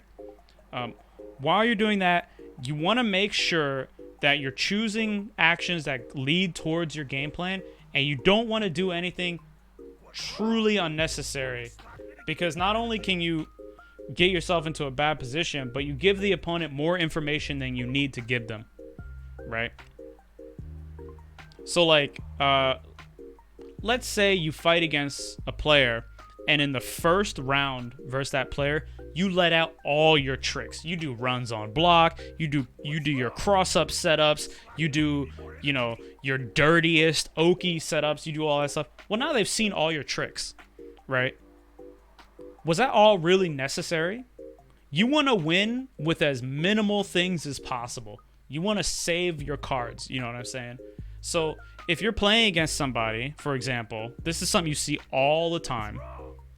People just do this. They just do this. You see this, right? You might think, oh, well, they're playing footsies. Most people are not playing footsies, right? What they're doing is they're just moving back and forth just because they see people do it. This is a useless action. It's not helping you, and it's not making it harder for the opponent, right? The reason you would do this is I'm going to walk into the range that my opponent might want to press a button. I'm going to entice him to press a button. Like, hey, look, I'm getting close. That button is pretty good. I bet you want to press that. And then you go, haha, psych, right? And then he goes, shit, my button whiffed. Now you have a chance to whiff punish him. The next time that interaction happens, he goes, oh, shit, he might walk back. I'm not going to do nothing. Or maybe I'm going to walk forward, too, to mess him up. And that's why you see players do this together, right? You see them, instead of somebody... Okay, like, here's an example, right? If Honda walks up right here, he's in range of my standing medium kick, right? So say I want to do this. I can walk into the range of my standing medium kick really easily if Honda stands still, right? But if Honda walks up and walks back, right, out of the range of my medium kick, I might whiff, right? I don't want to whiff. If I whiff, he could whiff punish me, right? I don't want to whiff. So I'm going to walk forward. But wait a minute. Oh, shit. I walked forward too far. Now I'm in the range of Honda's threatening move. Oh, let me walk back. Right? Oh, this is why players do this. Right? That's why players do that. And when you do that, you want to do it on purpose. Like right here in my example, I'm trying to get into range for the tip of my stand medium kick, or at least kind of close to the tip of my stand medium kick. And Honda... it's like, oh, I'm going to bait that. But if I walk up too far forward while he walks back, now I need to adjust, right? That's why you see that. That's an example of like a useless action that players take all the time. And one of the things that I saw you doing is you would retreat sometimes unnecessarily, right? So sometimes, like, it's good, like, okay, I want to have my fireball range, right? There's nothing wrong with backing up to get a certain spacing you want. But you want to be careful that you're doing that on purpose, right? You don't want to press a button. You don't want to press forward. You don't want to press back, up, down, left, right, punch, kick, unless it's specifically on purpose, right? And the purpose for doing those actions is to lead you into the situation your game plan is about, right? You want to think that way, because sometimes, even though you weren't getting really cornered, I mean, even I do this. Everybody do this. Is you just back up to think. You're like, oh, I need some space. Let me think. Right? Yeah. Right? It's like, oh, fuck, he's close. Give me a second. And you walk away. It's really hard to stay close to the opponent, but that's what you gotta do, right? You need to. I mean, it's Street Fighter, so you're always challenging the opponent. There's not really a moment where you can just say, oh, everything's just cool it, right? It's Street Fighter, right? You have to fight in the streets. That doesn't mean you need to be hyper aggressive, right? But you're always challenging them, and you want to make sure that you don't do stuff unnecessarily because it can lead to a bad habit. Like, for example, I myself have a really bad habit of just backing the hell up, right? Because I never want my opponent to be able to touch me with an attack. So I do this a lot. And eventually I do this 5 or 10 times. I'm like, oh, shit. I'm in a corner now. You know what I mean? In that situation, you want her medium headbutt to be able to be punishable. Right. Let's talk about the Honda headbutts. So, Honda is a charge character, right? So the first thing dealing with headbutt, like regardless of what headbutt she uses and how hard it is to punish on block, because it's really hard to punish. This is not an easy situation to deal with. We need to pay attention to whether or not Honda has charge, right? So we know that it takes just a little bit of time, about half a second. It takes about half a second for Honda to get enough charge to unleash a headbutt, right? But if we see Honda do this, if we see Honda even inch forward, or we see Honda stand up, then we know that Honda doesn't have charge. He let it go. She let it go for that split second. So now we have half a second to do something where we don't have to worry about headbutt, right? Now Honda's headbutt is actually really hard to deal with. The 3 versions are all different, but most Hondas will either use heavy headbutt or hard headbutt, right?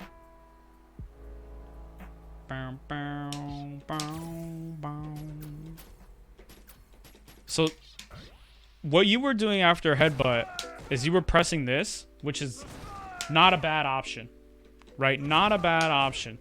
Because you're taking advantage of the plus frames.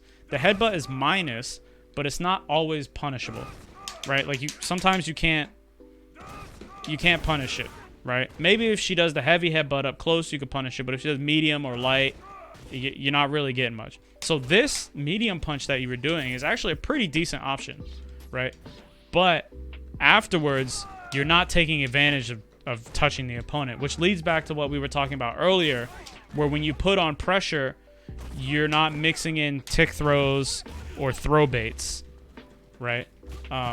So you would get in a big opportunity in this situation, but you would never take advantage of it. You would just touch them on block, and maybe you would do fireball, and that would kind of be the end of it, right? Sometimes in this situation, just like we talked about before, maybe stagger the pressure. Or just walk up and throw. And choose, you want to try to make it tricky. Choose different timings.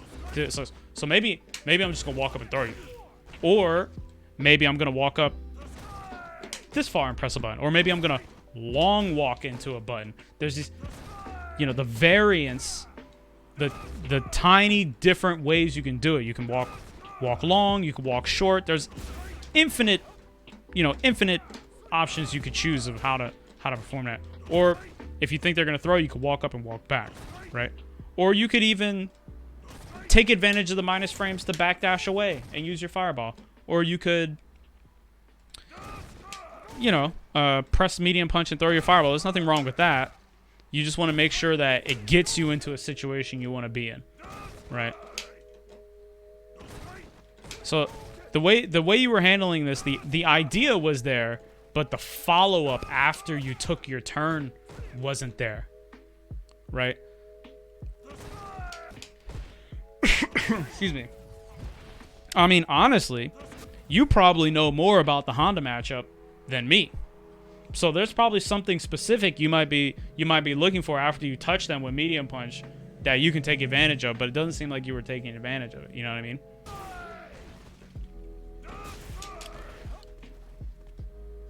So, not a bad option, honestly. Sometimes you might want to try a different normal too, like light kick. And if your light kick hits, you can, you know, you can punish them with a hurricane kick or an uppercut.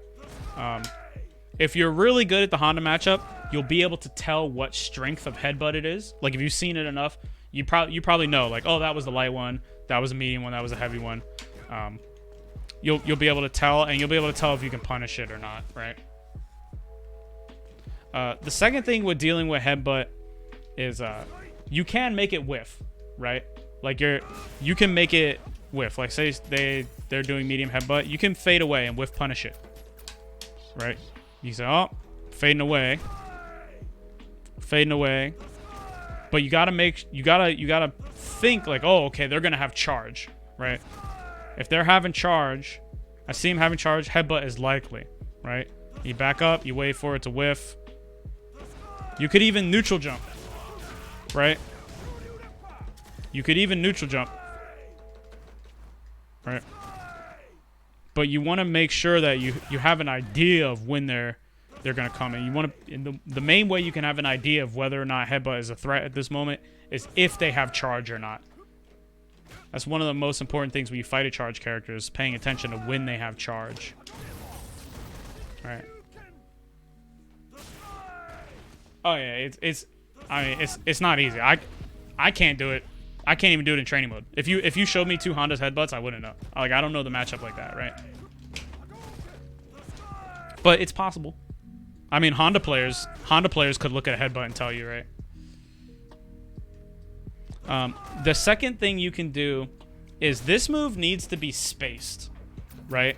The headbutt needs to be spaced to be safe. So you can try to make it whiff, or, right, instead of fading away, you could move forward. Now when you move, is like, okay, this is on predicated on, okay, I don't think they have charge right now. You see them, you're like, oh, I don't think they have charge. You scoot forward. You scoot forward, right? Now the Honda player goes, oh, well, if I headbutt now, it's unsafe. Let me try to choose a different option. Maybe I'll choose a normal attack. Maybe I'll move myself, right? But that gives you some room to work, and it negates headbutt as an option. And if they do happen to headbutt as an option, and you just scoot forward and block, now the headbutt is easily punishable, right? If they do medium headbutt super close, you get to do your big punish, right? Derp. Oh my god. There we go. Well, you know what I mean, right? Like, see, if I do this, I approach Honda like this, Honda's probably more likely to press a button.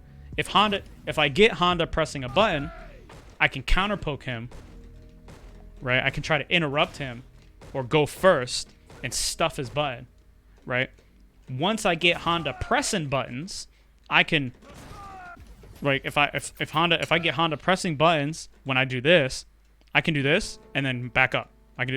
This is extremely subtle movement to see, but you can do that, and then, hey, look, I can play footsies and then whiff punish them, right? The basics. Same deal. You gotta give yourself room to work, right? And again, the main way I would recommend getting used to doing that is experimenting with the relationship between tick throw, staggered pressure, and throw bait, right? So just pretty much whenever you touch the opponent, try to either walk up to them and tick throw them, or stagger pressure them, and depending on how you see they deal with it, like if they press a button, you can continue to stagger pressure, you can back up and try to whiff punish, or if they start throwing, you can continue to stagger pressure, or you could throw bait, right? If they just block, you could just keep stagger pressuring them, or you could throw them, right? Just experimenting with offense based around that can get you familiar with the type of situation, getting room to work, getting yourself information to work with. Let's see, what else? Talk about headbutt, butt slam, V trigger. We talked about mashing, block strings ending with fireball. We talked about the opponent jumping. Okay, so this is the last thing. It's probably the most straightforward. You're doing a pretty decent job of putting yourself in a position where fireball is safe, right? Of course, Honda could use EX Headbutt to go through Fireball. Honda could preemptively jump, or Honda could super, right? But you're out here. What are the options from out here, right? If you throw the Fireball out here, pretty much the only thing you need to be worried about is if they jump at you, right? Pretty much, right? From the moment the Fireball is out till the moment the Fireball touches them, it's not a very long amount of time, maybe a second and a half. But all you need to think about during that time is if they're going to jump, because you put yourself into this position, right? If you put yourself into this position, you're saying, okay, the most viable options for my opponent here are probably to deal with the Fireball. I throw the Fireball. Now all I got to basically do is maybe buffer DP. Right? If they jump, I press the button. If they don't, whatever. If they advance after they block the Fireball, maybe I'll throw another one. Maybe I'll readjust my position. Right? You were doing pretty good, but Honda was getting away with jumping over your Fireballs, and your DP just wouldn't be there. And that's not because you need to really react, or like your reactions are slow, or because you don't know if they're going to jump or not. You have time, right? You know what the situation, the options of this situation are. So I would say try to be a little bit more conscious of like, okay, if I'm right here, he can't touch me with a normal. He can't headbutt me because I'm throwing my Fireball. He can't do anything, right? So all I got to do is worry about jump, right? That's not an easy thing to do, but you just got to be conscious of it, right? Like, okay, I put myself here. My strongest options here are this and this, and everything else is kind of a non-option.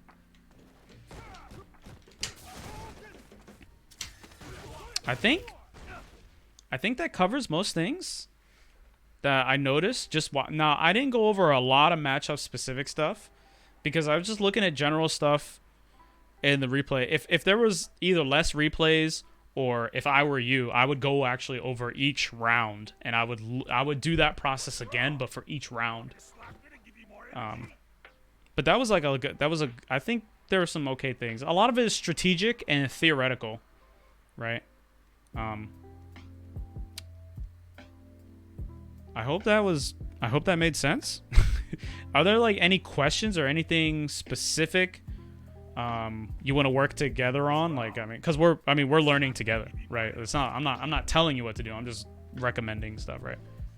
Is there anything specific you can think of, or any questions you would like to ask? Anything I missed, right?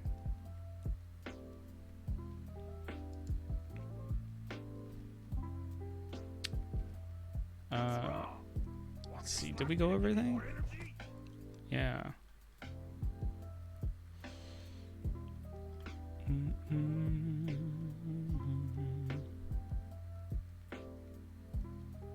Ken is retreating a lot. Okay. General notes. Okay. What's wrong? Want me to slap you to give you more energy? All right. Well, if you don't have any questions, I think that covers it, to the best of my ability, at least. Scared of getting close to Honda is because you feel like her buttons are better. Okay. So the first question, the first thing is, do you even want to be close? Does your game plan involve being close? Because you actually don't need to be close. You can win the match from over here, right? And then the second thing is when you are close to Honda, right? You got to think about Honda's actual options, right? One of the things I saw you were doing is you weren't really using frame traps again, right? So you would just like let your pressure go, and then the opponent would press something. You wouldn't try to frame trap them with it. You know what I mean?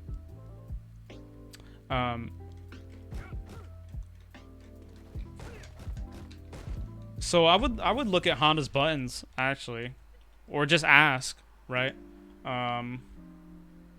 Just ask. So say, go into training mode and find the most common Honda buttons you see. See and check if they are plus or minus on block. Pressure in the corner. Well, the thing about pressure is, really what I'm getting at overall is that when you apply pressure to the opponent, you're threatening a certain option, right? So say, for example, if you press a button at them, you're threatening hitting them out of something, right? If you walk up towards them, you're threatening them with a throw, right? And you can use that to your advantage to exploit their response, right? And that is how you open someone up. So to optimally pressure someone really means that you're finding a way to can open them. If you're just touching them on block and they're blocking, you're not really putting on pressure. They're just blocking and they're like, okay, the block string is done. Now I'm gonna take my turn, right?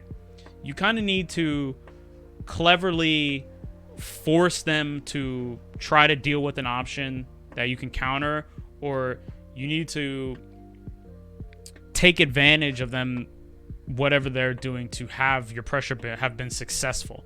You know what I mean? A lot of the times, now again, I didn't watch the replays in super specific detail because there was 10 of them, but a lot of the times when you were in the corner, it was similar to what you were doing in the middle of the screen, which didn't really cash out, right? So is it optimal pressure? I'm not necessarily sure, right? Because to be optimal, you need to get some sort of damage off of it, right? Another thing I noticed with the replays is you guys were in the middle of the screen a lot. Like a lot. Most of the games took place in the middle of the screen. So really neither of you was like either pinning the opponent down in the corner or really holding them there and abusing the corner super a lot. So for that, I'm not sure. In regards to throws, she just texts all the time. Well, again, that's something you could work with, right? You can enhance your pressure even anywhere on the screen by trying to encourage her to throw. Like, you already know, like, the situation she might throw in, try to think about, okay, well, if I do this, how can I make her throw here, right? Or something like that. She tends to hit a crap ton of buttons when she's not super pressured. You'd have to go in and find, like, okay, what button is getting pressed? Can I whiff punish this button? Is this button really slow? Can I just counter poke or frame trap this button, right? I don't want to sound like a broken record, but I think that exploring staggered pressure will really help you open up people and give you a stronger understanding of how you can actually stop that. Like, the main things you're saying, like, oh, these are the main problems here, I think it's not gonna, I mean, of course it's not gonna be like an overnight thing, but I think that is like the solution. The reason I'm scared of Honda's buttons are just better. Maybe not, right? Like, I think as far as when you go to, like, try to figure out the matchup or, like, figure out how to fight against a player, you don't really want to start thinking like, okay, this character just wins, right? You just want to say, okay, how can I deal with this, right? It's not exactly super on point to what we're talking about, but there's a really good video. There's two good videos I would recommend. Let me look them up right now, actually. We want to look up problem solving with frame data from press button to win. And we want to look up juice box footsies. Okay, the juice box footsies video is extremely long, but it's very, very good. And there's another one from press button to win that will probably help a lot. we want to look up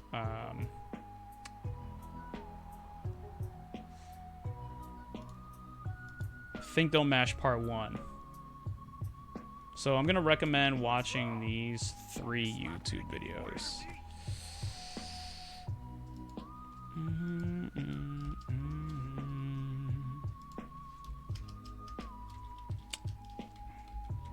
Oops.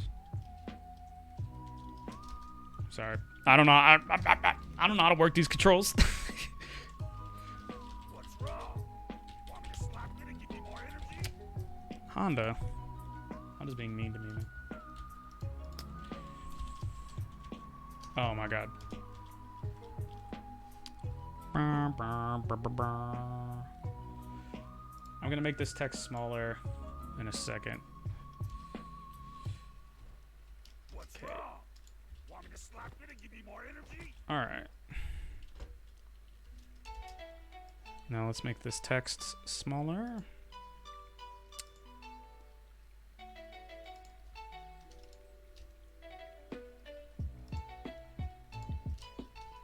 Okay. Okay. What's wrong? Want me to slap it and give you more energy? Alright, these are the notes. The first part is a little bit of a mess, but I hope that the recommendation and practice section. Yeah, what else? Anything else I think would have to be more matchup specific, or I'd have to look at each replay slowly. What's wrong? Want me to slap it and give you more energy? But yeah, I hope that made sense. That's really all I've got on that without going over it, going into a thing and seeing them again. Let me put down matches in the middle screen line. What's wrong? Want me to slap it and give you more energy?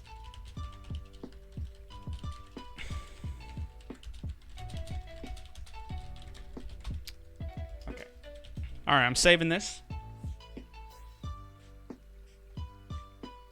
Saving this. All right, so this here.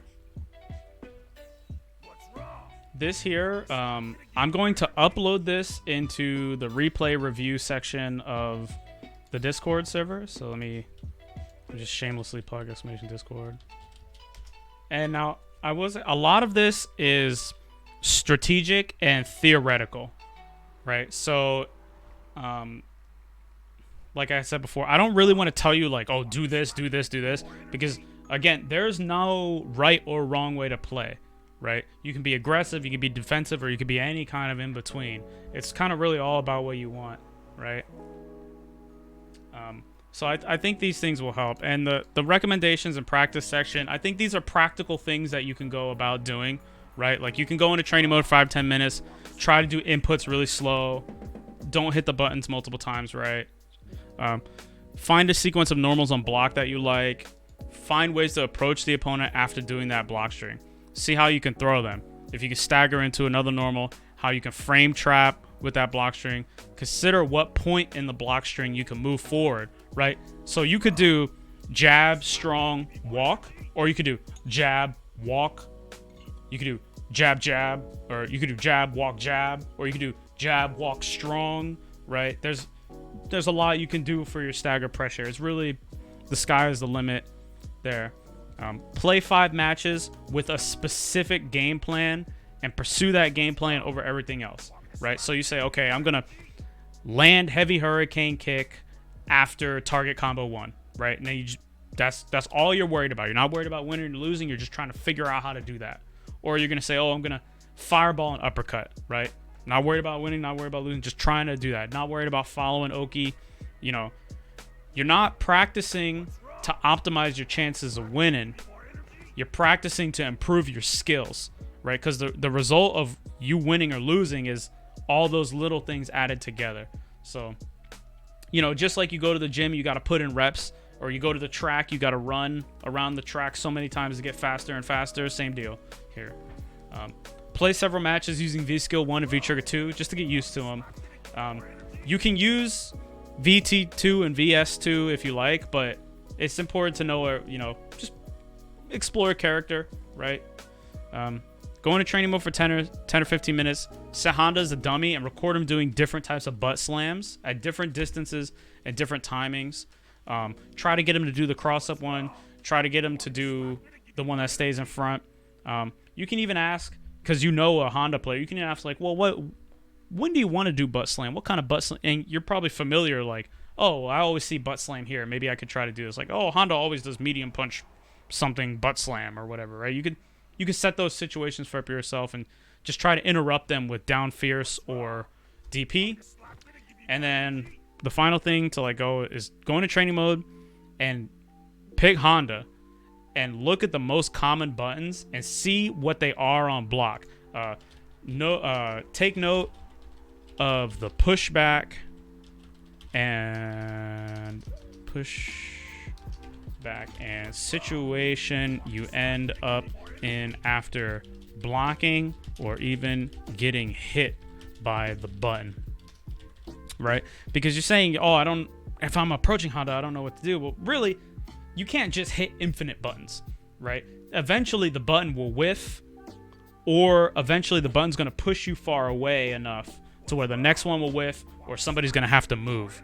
If Honda moves towards you, now you can intercept him. Low medium kick, low standing medium punch, standing medium kick, whatever. Or you could move forward too. And if Honda moves away, now you have something to work with. Like, oh, I could fireball, or oh, Honda sits still. Maybe I could suddenly dash because he's always sitting still there. I could take advantage of that. Just explore Honda's buttons. Look at the situations after the buttons. Ask Honda players about what buttons they want to be hitting and where. See how you can take advantage of that. Right?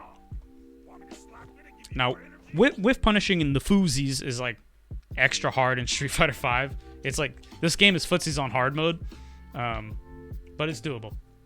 All right, I'm gonna save this. We're gonna save this as save as the desktop. Lima _ Hilton vs Choboblanka replay review. Yo, what's up, Lee13? I see you, man. Thanks for hanging out. I appreciate that, man. We're learning together out here, right? We're learning together out here. What's today's date? Today is what is it? 10/08/20.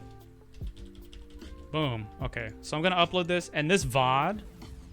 Oh yeah, 28. Derp. This VOD.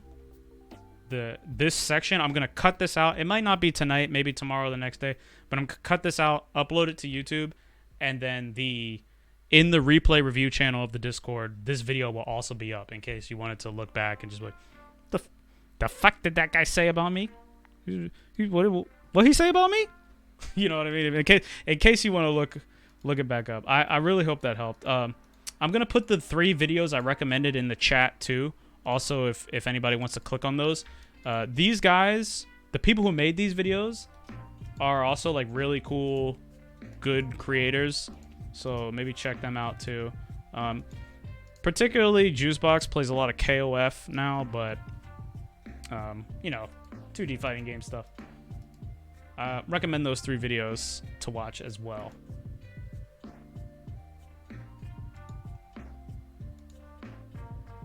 Alright, I think that's it. I have to redo the date on the Word document real quick.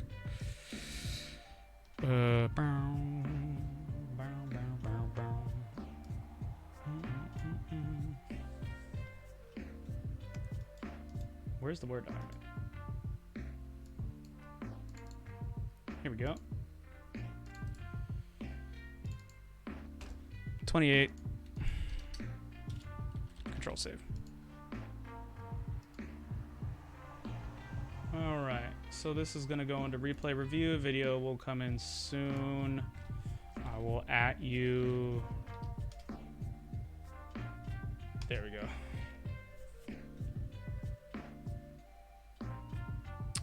Alright. I think that's... honestly, that's all we got time for today. Oop. The music! I accidentally stopped the music. Let's play this shit again. Yeah, this is what we do here, or what I do here. Is we just sit here and pretend to be big brain and try to help everybody out. I will say that it doesn't matter if you're like a super brand new player, an intermediate player, or a super godlike evolution champion, or you know, if you've been stuck in a certain skill level for forever or whatever. Everybody, when we review replays and stuff here, we just like work together on it. You know, we learn together. And I do talk about a lot of specific stuff. I play Ken, but I can also look at other characters. I talk a lot about like strategic general stuff. I feel like that's my strong suit. Anyway, thanks for the replays. Really appreciate it. We're a little bit over time, right? Have a tolerable tomorrow. Yeah, thanks for hanging out, y'all. If you would, please consider sticking around so we can raid somebody. You know,